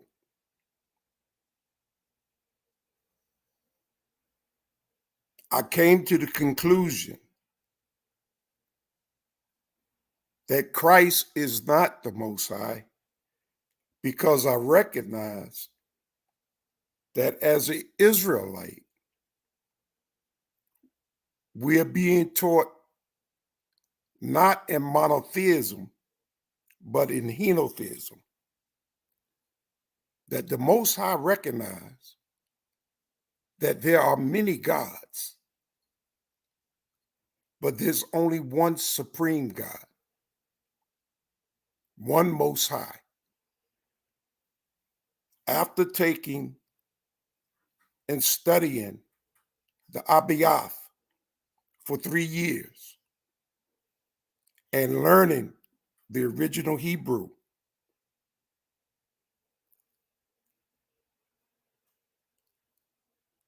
and the difference in its teachings from that of the Masoretic, even the Aramaic, of the strict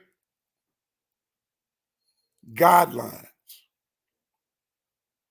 I came to the conclusion that the word God is mostly misunderstood.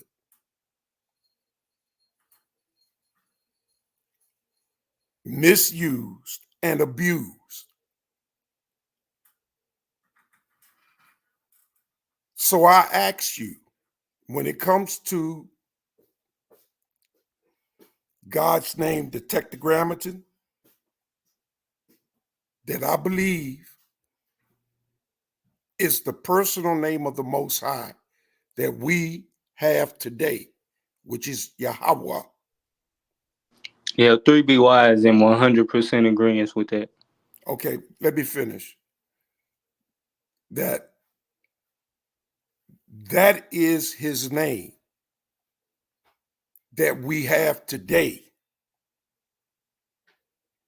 When Christ returned, we will be given a new name, but that will be based on then, just like Abraham did not know him as Moses knew him. The name that Moses was given was a mighty deliverer.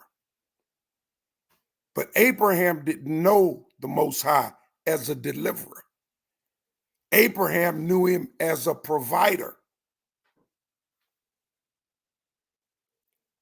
So y'all would use that word El Elyon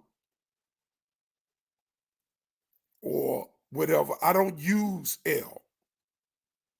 I don't think Christ even used the word El from the cross when he said Eli, Eli. I believe that's a mistranslation. I don't think he ever would have spoke Aramaic. I got a quick question about. I don't want to interrupt you at all. Yeah, I know. I'm slow, man. I'm measured. No. Just one quick question about you saying Abraham not knowing the name Yahawah. Are you under the impression that Genesis 22:14 is an insertion? No. I didn't say he didn't know him as Yahawah. I said he didn't know him as I am that I am, that Moses knew him as. Ahaya Asha Ahaya. So Moses doesn't or know the him deliverer. Moses knew the Most High as a deliverer. But was the name Yahawah that Moses knew him by? Yes, but Abraham didn't know him by that name. So Abraham didn't know the him by scripture that name? says. But what The about scripture, Genesis 22:14? That's what I'm asking you about. Because okay, Moses yeah. uses the name Yahawah. Huh? Because Moses uses the name Yahawah to reference the Lord in Yeah, I Genesis. know Moses used the name Yahawah. I mean, Salakia, Abraham uses it in Genesis 22:14 to reference the Lord. At a time Abraham didn't know it, but then there was a time when Abraham did know it. Abraham's relationship started as a servant, a stranger, a servant, and a son. Abraham's relationship grew over 100 years. So is it possible to say Abraham didn't have the true name and then he got the true name? Yeah, I believe he got the true name before So he why left. would we need to get another name if Yahawah is the true name? Because Yahawah is based on his dealings with man in this dispensation that we are in. Just like Moses knew him in Moses's dispensation, Abraham had a different name in his dispensation. Noah had a different name in his dispensation. So when we get to the other side, we won't need to know him as a deliverer. We will already be delivered. We won't even need to know Christ as one that brought salvation because we would already have it. And we will be in a different dispensation. So even Christ would have a different name. But wouldn't that dispensation still be deliverance? No, deliverance will be over. There will be no death. There will be no sorrow. There will be no pain. Correct? So I would ask you this question: does death and hell get cast into the lake of fire at the end of Christ's reign or at the beginning? And Christ, you're talking about the millennium. Christ's Yeah, reign starts at the millennium, I get that. and death and hell is still around. All Yeah, right. because the final judgment has not come until after the millennium, and then the millennium, and then Gog and Magog will go out and be gathered, and the camp will be surrounded, and that last battle will take place. And then Isaiah 60 will come into place where we won't need the sun to give us light. We will have the light of the Father, of the Most High, shining on us. We won't need a moon. There will be no sun. There will be no moon. There will be no death. So Isaiah 60 lets us know that at that time, we would know God in Christ. Why? Because we will be made just like they are. There will be no more mysteries. We would know even as he is known. So there will be no more secrets. Everything will be revealed. There will be no need to teach one another.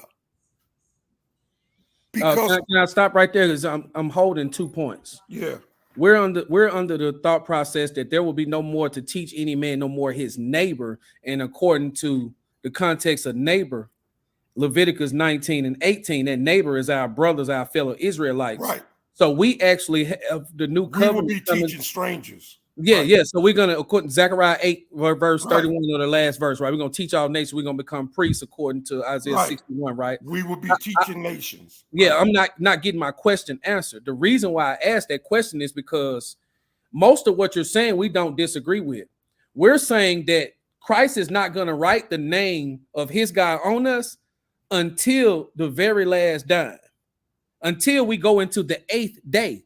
We're saying that Christ's kingdom lasts for one day, which is 1,000 years. Right. All right. So during Which that is time, we won't have the name of the Ancient of Days then. right. But we do have access to the power that it has because Christ is coming in his Father's name. Right. I agree. Then he's going to write that name on us for the 8th day. I agree. After the Sabbath. I agree. Correct. But the Sabbath is the day that the Most High draws nigh, right? Correct. To his people. His So that's the 7th day, right? Correct. So we're in the 6th day, right? Correct. So in the 7th day, we would know Christ. And in the 8th day, we would know the Most High. I'm talking about his name. That Correct. will be given to us at that time. Correct. That's what But we're saying. today we know him as Yahawah. That's what And we're we saying. know Christ as Yahawah Shah, which is Yah's salvation. Because that's who Christ is. He is his salvation. In the very We agree with first that. word of our text, in the Barashah, The beginning. God reveals, the Most High reveals in that one word his plan of salvation for his people, for his children. Y'all said something very, very interesting, and I will compound it. If that revelation has not been revealed, if you cannot break down the Barashith, to me, it's because that revelation has not been given to you. And that is the very first word of our text in the English, in beginning. That one word, God reveals his plan of salvation.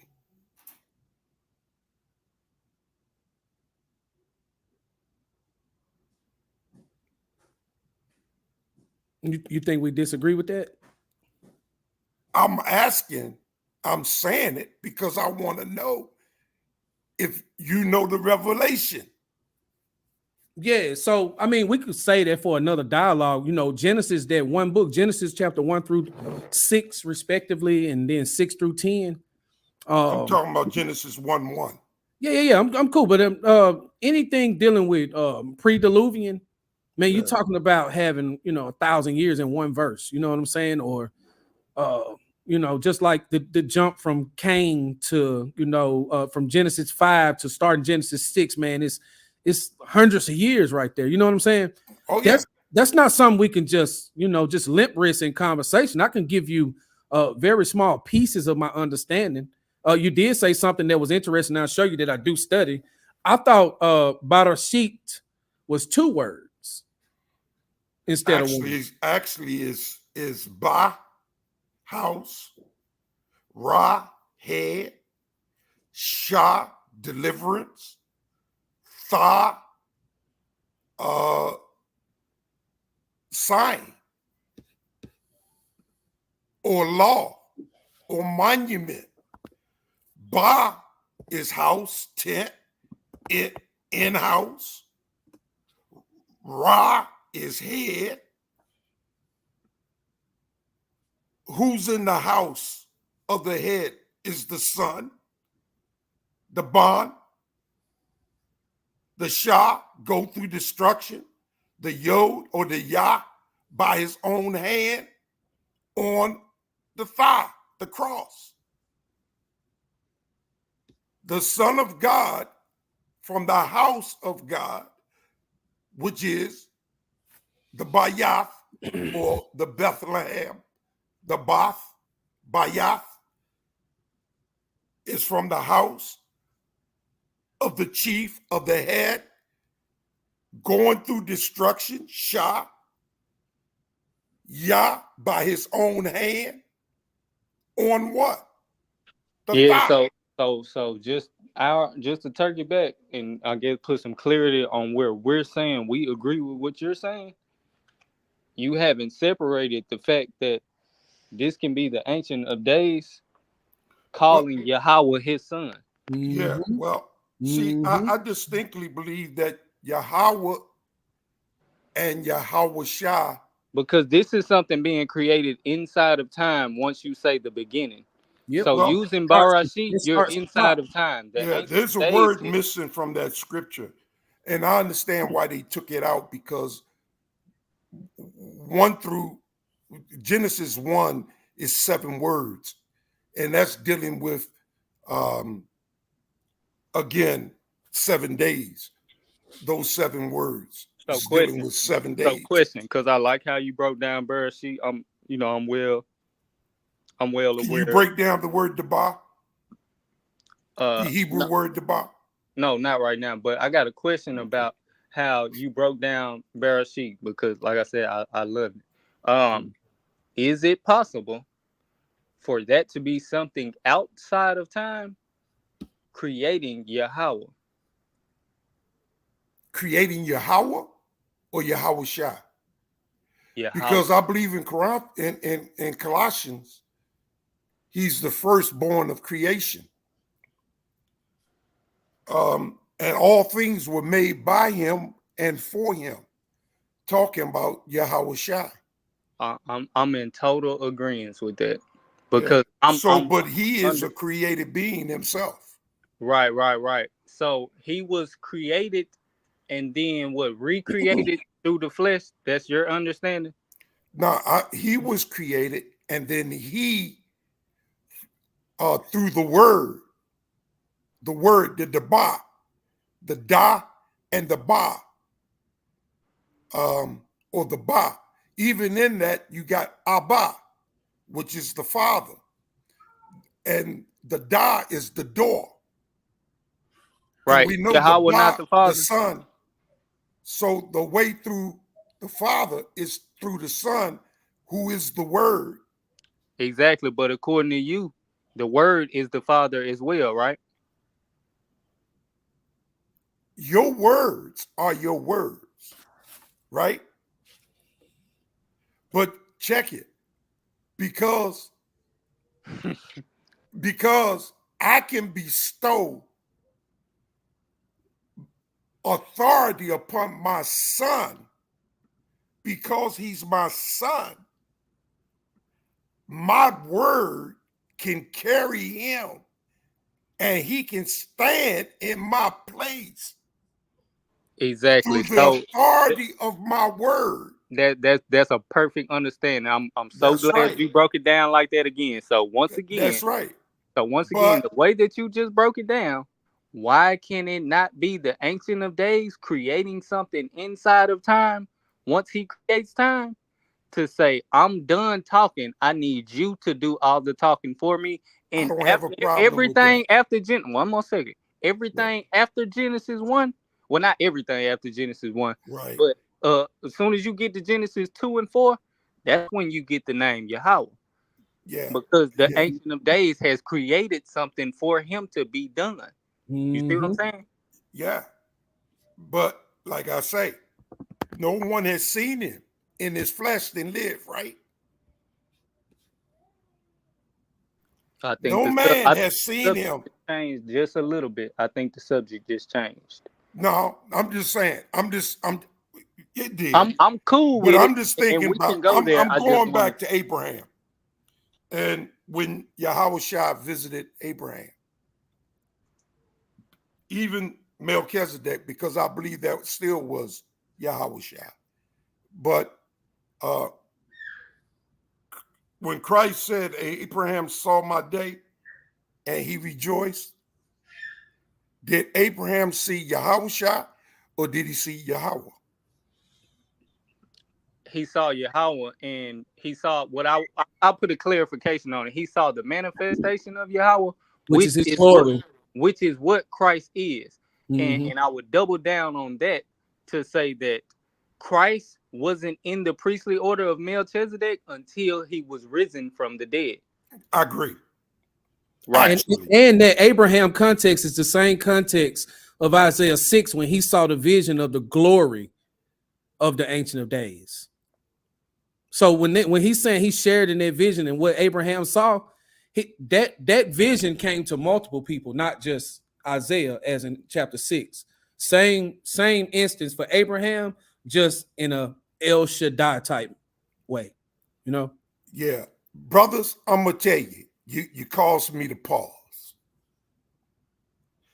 The first Israelites that I've ever spoke with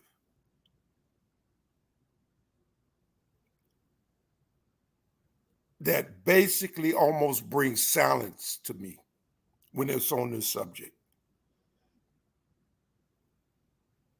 And I'm saying I have talked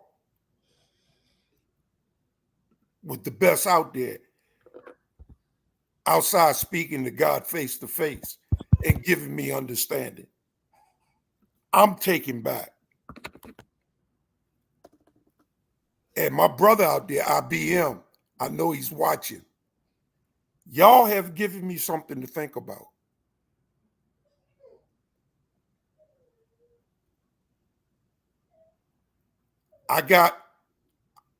Next year I'll be 70 years old. And I got a lot more studying to do. I've been on this path since I was 22 years old. You brothers are causing me to rethink some things. I haven't said that in a long time. I'm humbled. And it's been a pleasure. I don't want to take up no more time. I know we got other people on the panel. I just want to express that to y'all. Keep doing what you're doing. Keep it up. I will pray for y'all and that the Most High will continue to be with you and bless you, even as I pray for myself and my family. Hey, Shalom, brother, and Shalom. Yeah. The water for that too. Yeah, the water. Yep, peace and blessings. Man, I was over here giving all praises to the Most High in silence, man, because me and my brothers at 3BY, this is literally what we work for. Your exact response in all humbleness is what we work for, because we on the side of the scriptures. We're not on the side of doctrine. So we can constantly pull out these scriptures and go into these strong concordance, like I noticed you clearly have a great deal of understanding of. Man, I'm on your side, and I can see it. We just like you saying, all we got to do is be able to be taken back. I had to be taken back as well by another brother who had been studying this topic for over 10 years. So as long as you can humble yourself and die daily, like Paul say, and be able to be taken back through the Spirit of the Lord, you got to know that that's what baptism is. That's what being baptized with fire feel like. Oh yeah. It's embarrassing sometimes. It's humiliating sometimes. But guess what? If you want to be righteous, that's the side we got to stand on. Oh yeah. Yeah, I do have another question for you. I'm gonna call you Elder Zaquan. Okay. How would you break down Isaiah 14 and 29? Read it to me real quick. It says, "Rejoice not thou, whole Palestina, because the rod of him that smote thee is broken. For out of the serpent's root shall come forth a cockatrice, and his fruit shall be a fiery flying serpent." Who is the cockatrice that comes out of the serpent's root, whose fruit is a fiery flying serpent? Yeah. I can't answer that question right now, but I will say a broken heart and a contrite spirit in no ways will despise. The water, I got somebody that want to ask a question. Say something real quick. Yeah, but how about that, Elder Zaquan? Yeah. Go ahead. Shalom, Malak. Okay, all right. What's going on, everybody? Peace and love to the panel. Peace and love to everybody in the chat. Shalom, how about that? Thank you to my brother Apostle. You know, I appreciate the compliment, brother. You know, and you young brothers are doing a great job. I'm on Karima's phone, so if I could just say this real quick, and because I don't want to hold her phone up, right? That's my brother IBM.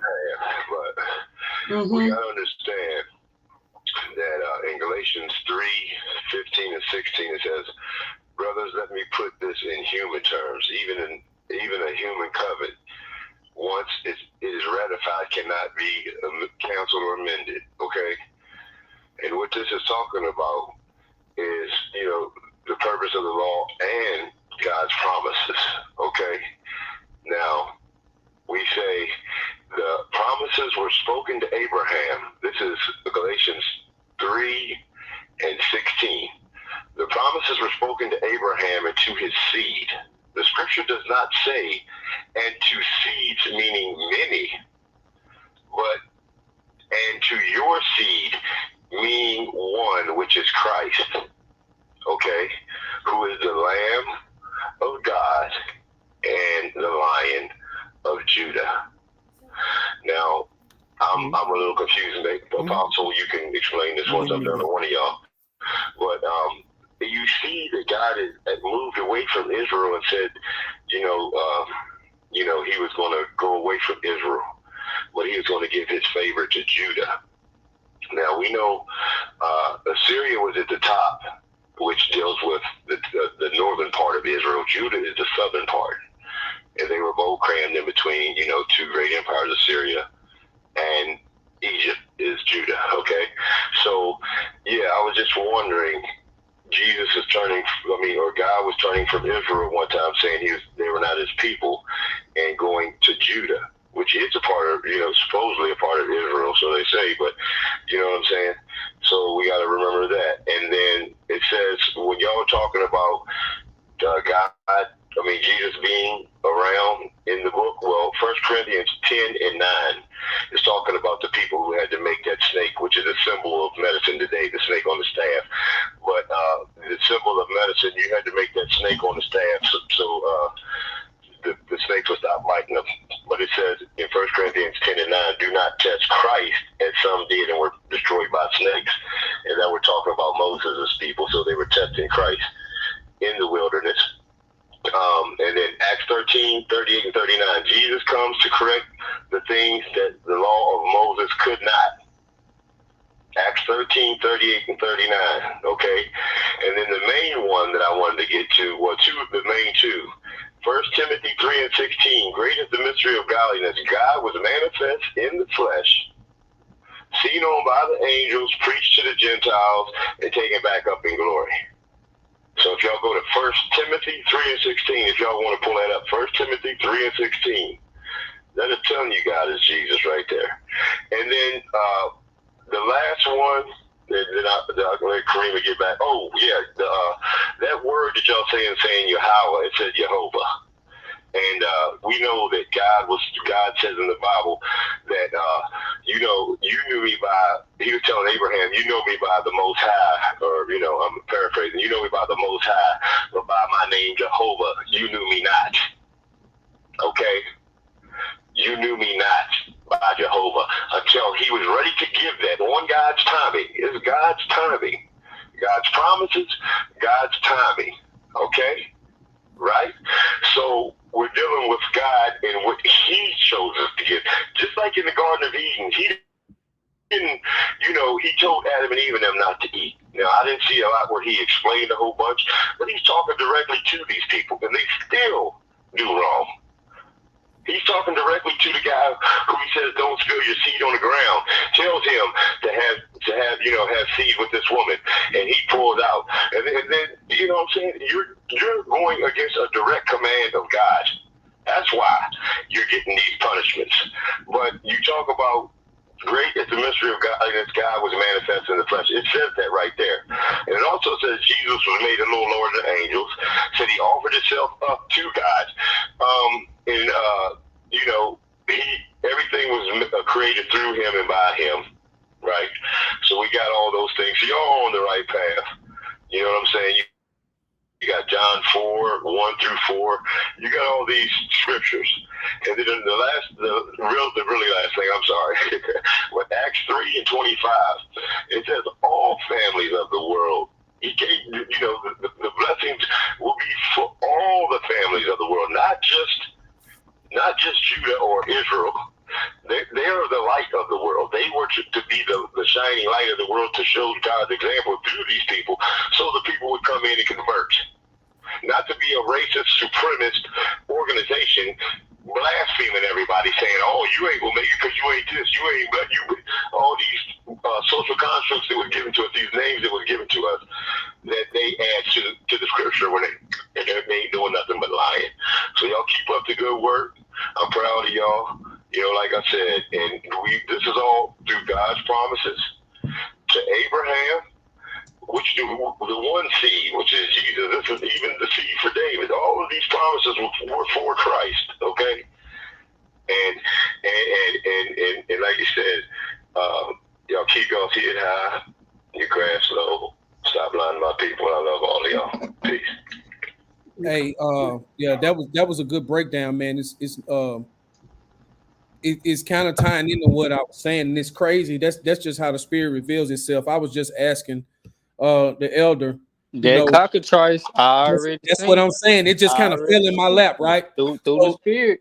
You see, this brother brought up the serpent, right? We're trying to tell y'all that Christ is the serpent that came from a serpent. So that's why you need to read Genesis the way you do. So right here, we're saying that. And if Christ was a serpent that came from a serpent, then Yahawah coming from the Leviathan is just doubling down, man. Y'all got to open these books up and read for sure. Yep. So the answer I was looking for right here is, let's go back. I'm just going to double back to Isaiah 6 real quick. Look at this. So a lot of people, they call a seraphim an angel, but what they don't realize is that a seraphim is a serpent. And this serpent in Isaiah 6, notice that this sepah, it should be sepah, this Sarah, right? Look at this.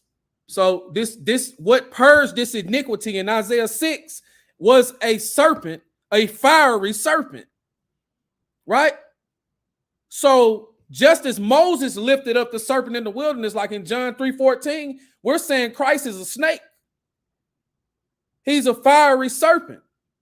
So when I brought this precept out and this brother spoke to, the rod and they was bitten and stuff, that's what I was trying to get the brother to break down. Let's read this real quick. I'm going to go back to Isaiah chapter 14 and show people that this is talking about Christ coming, right? So it says, rejoice not thou whole Palestinian. This is talking about when Ahaz died, right? So that's important to know the context of this. That's why it's telling Palestinians not to rejoice, because King Ahaz was basically whipping their ass. All right. It said, don't get it twisted, because the rod, we know that's the rod of men, of him that smote thee is broken. Don't celebrate because King Ahaz is out of here. It says, for out of the serpent's root, we're saying the serpent is the Ancient of Days, shall come forth another serpent, or a cockatrice, or a seraphim, or a fiery flying serpent, or the serpent that heals Israel when they got bit by it. Which is Yahawah, which is Christ. Exactly. And it says, and his fruit, right? His fruit, the fruit is of this cockatrice, which came from this serpent. So let's go like this. Ancient of Days, Yahawah, his fruit, Christ. Slaki, question. Are you saying the serpent in the garden in Genesis is Christ? Negative. No. Okay.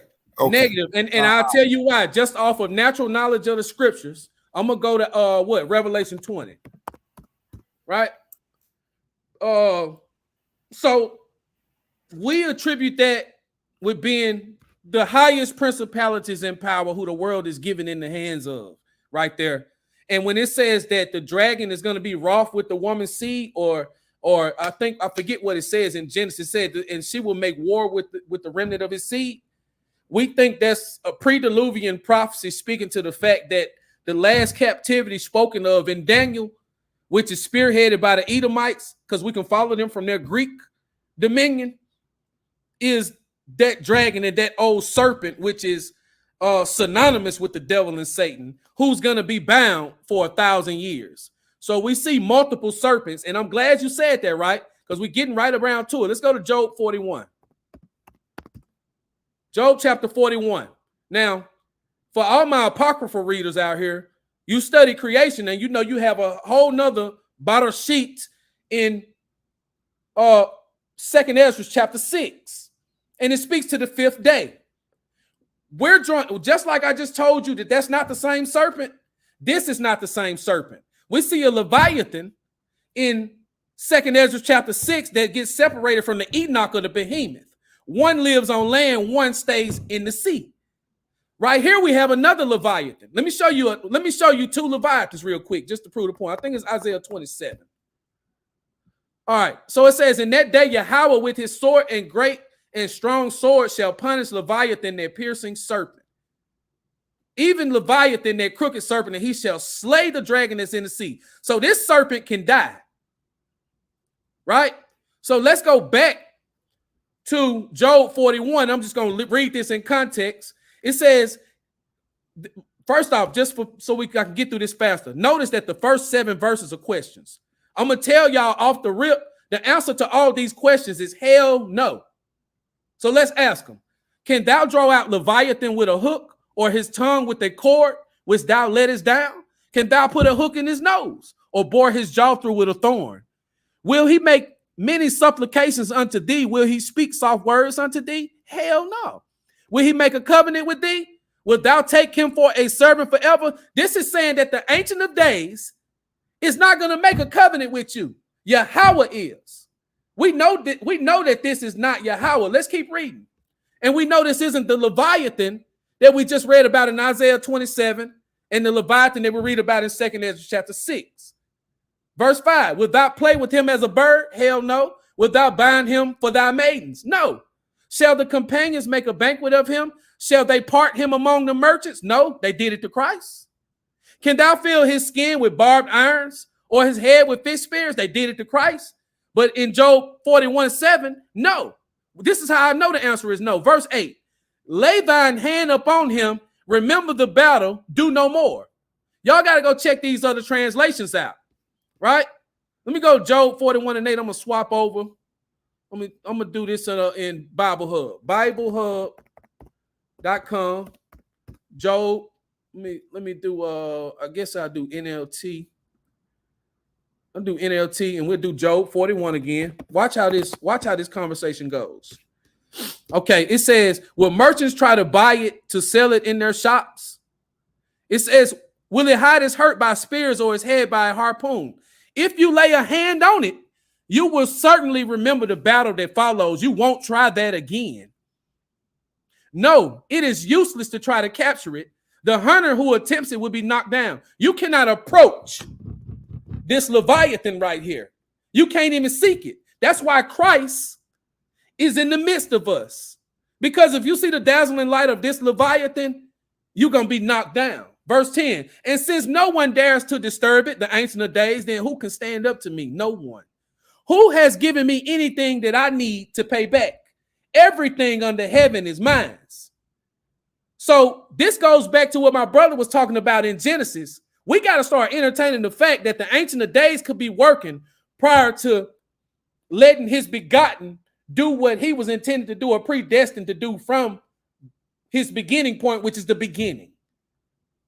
Verse 12, it says, I want to emphasize Leviathan's limbs. It is in its enormous strength and graceful form. Who can strip off his hide and who can penetrate his double layer of armor? He has a firmament above and below. He sits on above the sea of glass. He's above the firmament, according to Ezekiel. Who could pry open his jaws? They say they went to space, but they ain't. You ain't made it there, for his teeth are terrible. The scales on his back are like rows of shields tightly sealed together. They are so close together that no air can get between them. Y'all saw Elon Musk shoot that water up in there to what we call the sea in this faith. That's a sea above us. Each scale sticks tight to the next. They interlock and cannot be penetrated. When it sneezes, it flashes light.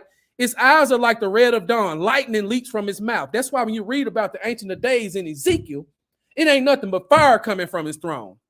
Lightning leaps from his mouth. From flames of fire flash out. Smoke streams from his nostrils. Like steam from a pot heated over burning rushes, its breath would kindle coals, for flames shoot from his mouth. The tremendous strength in Leviathan's neck strikes terror wherever it goes. His flesh is hard and firm. No, let's skip down to 26. No sword can stop it, nor spear, dart, or javelin, right? Arrows cannot make it flee. These are just the attributes, right? Nothing on earth is its equal. No other creature so fearless. Of all the creatures, it is the proudest. It is the king of beasts. It's the serpent that bare the cockatrice. I want to bring one more analogy. I promise y'all this is my last one. Let's go to 1 Samuel chapter 22. Y'all got to ask yourself these questions, right? Where is this? Let me pull it up real quick. I got it wrote down. I was studying this the other day. 2 Samuel 22, verse 7 through 12. 2 Samuel 22, verse 7 through 12. Now, I'm finna ask some questions. 2 Samuel 22. I'll just go down to verse 12. All right, 2 Samuel 22. Right? So this entity that's being spoken of right here, I'm equivalent, I'm equating it to the Ancient of Days. All right. So it says, he parted the heavens and came down with dark clouds beneath his feet. He mounted a cherub and flew. He soared on the wings of the wind. Let me start at 7. It says, then the earth shook and quaked, the fountains of the heavens trembled. Right? This is why you got silence in heaven for the space of 30 minutes in Revelation. I don't hear nobody talking about it. Right? It says, then the earth shook and quaked, the fountains of the earth trembled. They were shaken because he burned with anger. Smoke rose from his nostrils, and a consuming fire came from his mouth. Glowing coals blazed forth.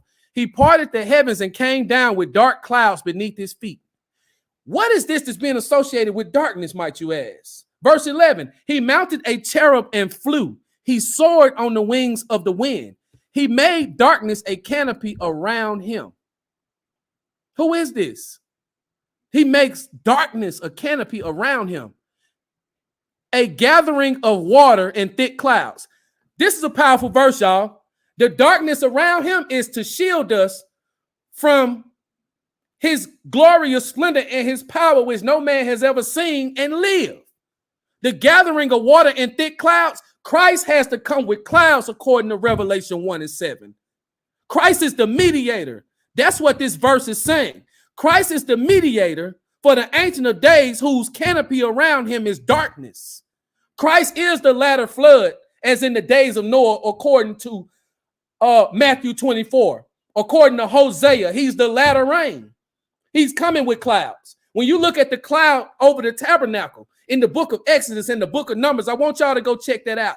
It literally says a nimbus, which is a storm cloud or a rain cloud. Verse 13, from the brightness of his presence, coals of fire blaze forth. I challenge everybody to start looking in these scriptures for the Ancient of Days, but not by the title Ancient of Days. He's all through these scriptures.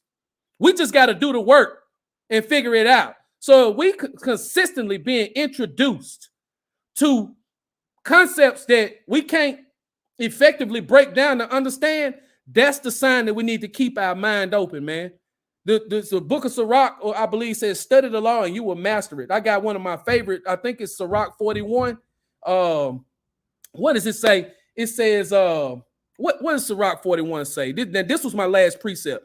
I'm just showing y'all some more stuff that I kind of had in the chamber that we need to evaluate and see what's being spoken of, because 2 Samuel 22, as y'all can see, is David's song of deliverance. We get that deliverance through that cloud or that rain that is a mediator between the Ancient of Days, which is shrouded in darkness, because his light will kill you.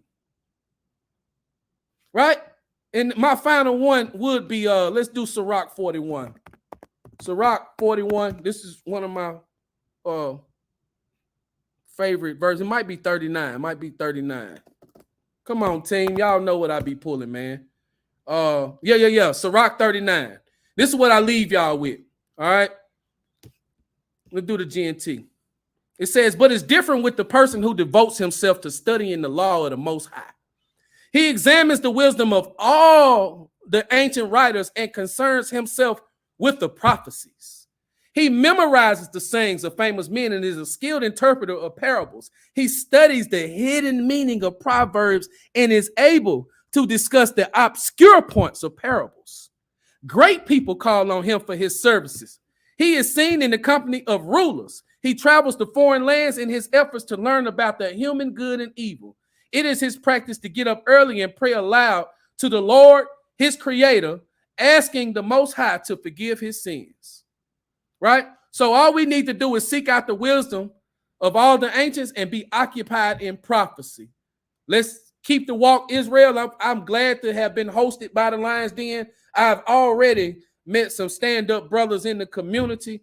And there was another comment. I got it from this brother. He's been very interactive. If you're still with me, Christopher the Lawful, you said that Christ's kingdom won't be one day. When I say his kingdom is one day, I'm saying his kingdom is the duration of the seventh day. And that seventh day represents 1,000 years, according to, I believe, 1 Peter 3:9. I don't want to leave that stone unturned. So when I say one day, I'm saying 1,000 years, and I give you proof of why I'm so convinced, because when you go to, I believe, Hosea 6, and this goes back to that rain, right? Hosea 6:2 says, in 2 or 3 days he will revive us. Now, is these 24-hour periods or 1,000-year periods from 70 AD? Right? It says, in 2 or 3 days he will revive us. Let me get the KJV. Let me get back to the Hebrew. Back to the Hebrew. It says, after 2 days he will revive us. And then the third day he will raise us up. I just gave you a precept with 3,000 years in it. So 2,000 years from 70 AD will be 2070. I meant 33 AD, right? So it depends on when you have Christ being crucified. I'm a 33 AD guy. I can defend myself. Right? It says, after 2 days, he will revive us. And the third day, he will raise us up and we shall live in his sight. See, I don't have to pull that 1 Peter verse where 1 day to the Lord is as 1,000 years, 1,000 years is just 1 day. Right here is nobody that can come to Hosea 6:2 and say that this is 24-hour periods. Because now you have to go in and demonstrate that this prophecy gets fulfilled in 72 hours. I'm telling the viewers that after 2 days, he will revive us. That's after 2,000 years. And it even confines this prophecy even more. It says in the third day. So 3,000 years from 33 AD, we shall live in his sight. And then we shall know, if we follow on to know Yahawah, his going forth is prepared as the morning. He shall come unto us as the rain. It said Yahawah gonna come to us as the rain, as the latter and former rain on the earth. He talking about Noah. This is not 24-hour periods. Let me get Matthew 24 real quick, right? Listen at what Christ said. Listen at what Christ said. Matthew 24, full chapter. All right. Now look what he said. Pay very close attention.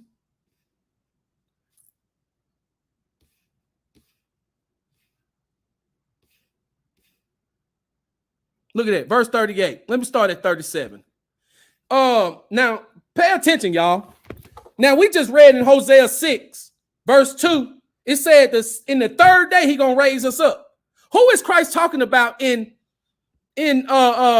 where am I at? Matthew 24, verse 36. Listen to what Christ said.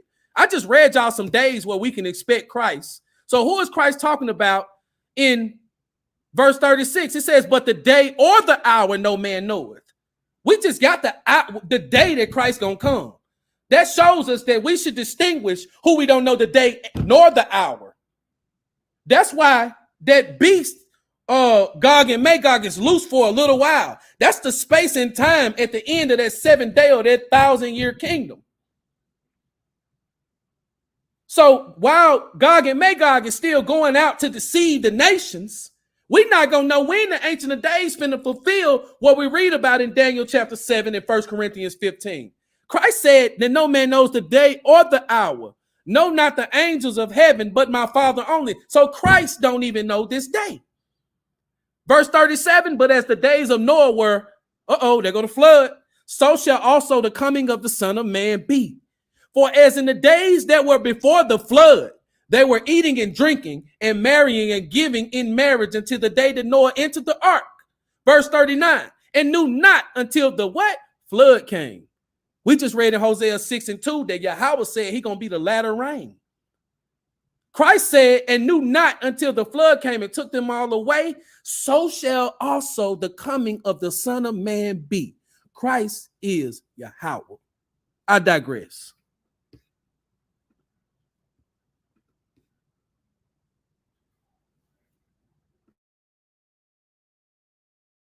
That's it for me, sister. I think this has been ample time. When 52 minutes over what I wanted to, but that's all I got. Yep. Karima, for letting us on your platform, and especially for all the bouncing on and off I was doing with my service over here. The water Elder Zakam, the water Greg Phillips, the water Christopher the Lawful. I'm trying to remember all these names off the top.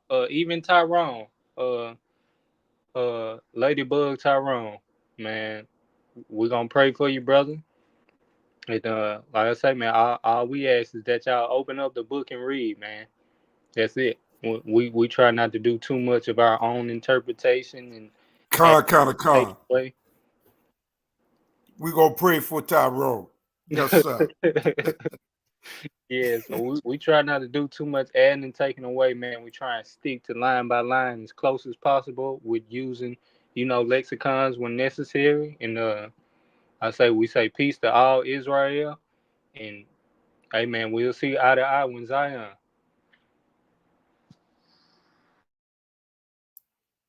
Shalom. Salaki, y'all. Take care. Barakathon.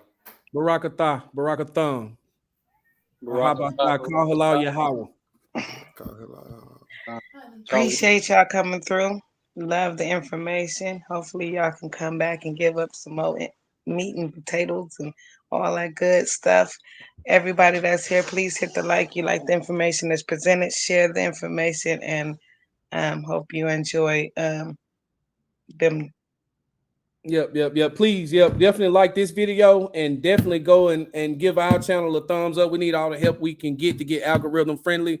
That's 3BY, Brothers Bound by Yahawah, Mississippi on YouTube. That's Brothers Bound by Yahawah, Mississippi YouTube, or you could just Google 3BY Mississippi and y'all tap in and Lord's will, we'll be back, Baba Kasha. Shalom. Yeah, and just to any future debaters, might I add, that are going to watch this clip, keep in mind, I have about 10 to 15 precepts that we didn't get to. So prepare yourselves. Yep, just like this other person that just said that fiery flying serpent isn't Christ. We open to these type of interjections. You just got to show us who it is. You can't deny a claim and then just leave it just with no response, Mr. Indigenous Black man. So if that's not a prophecy that points to Christ, we open to that understanding. Hey, Shalom, I'm finna hit the leader studio. The water for having us. Shalom, Kwame Yasharala.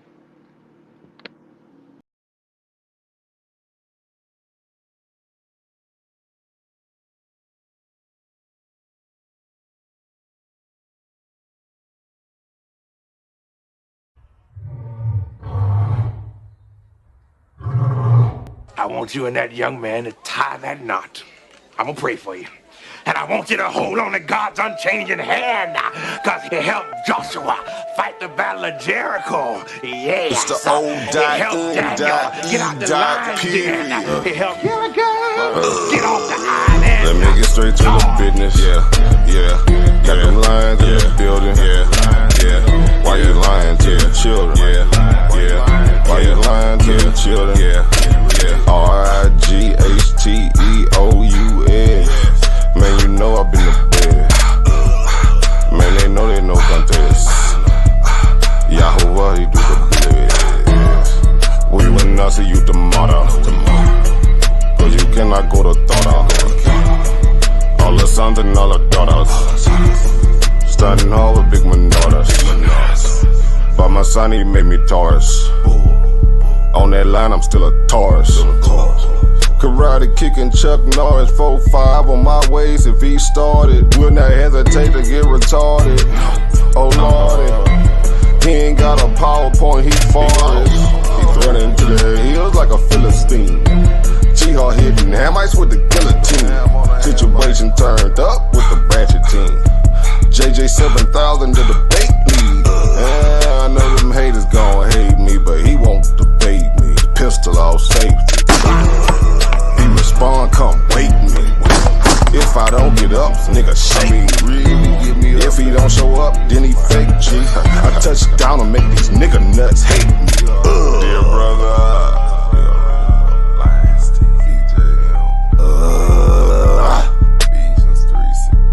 Balling and crawling all the way from H-time. Let me get straight to the business.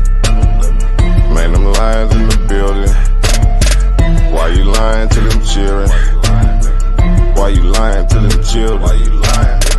You gon' cry, you gon' get it. Me, I'm like a frog, nigga, ribbit. Of course, it's in the spirit.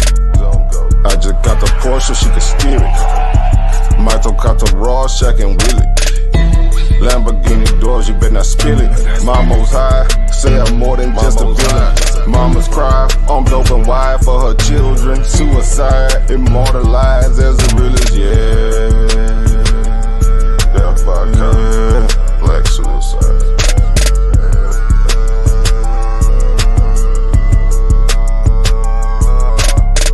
Let me get straight to the business. Got them lions in the building.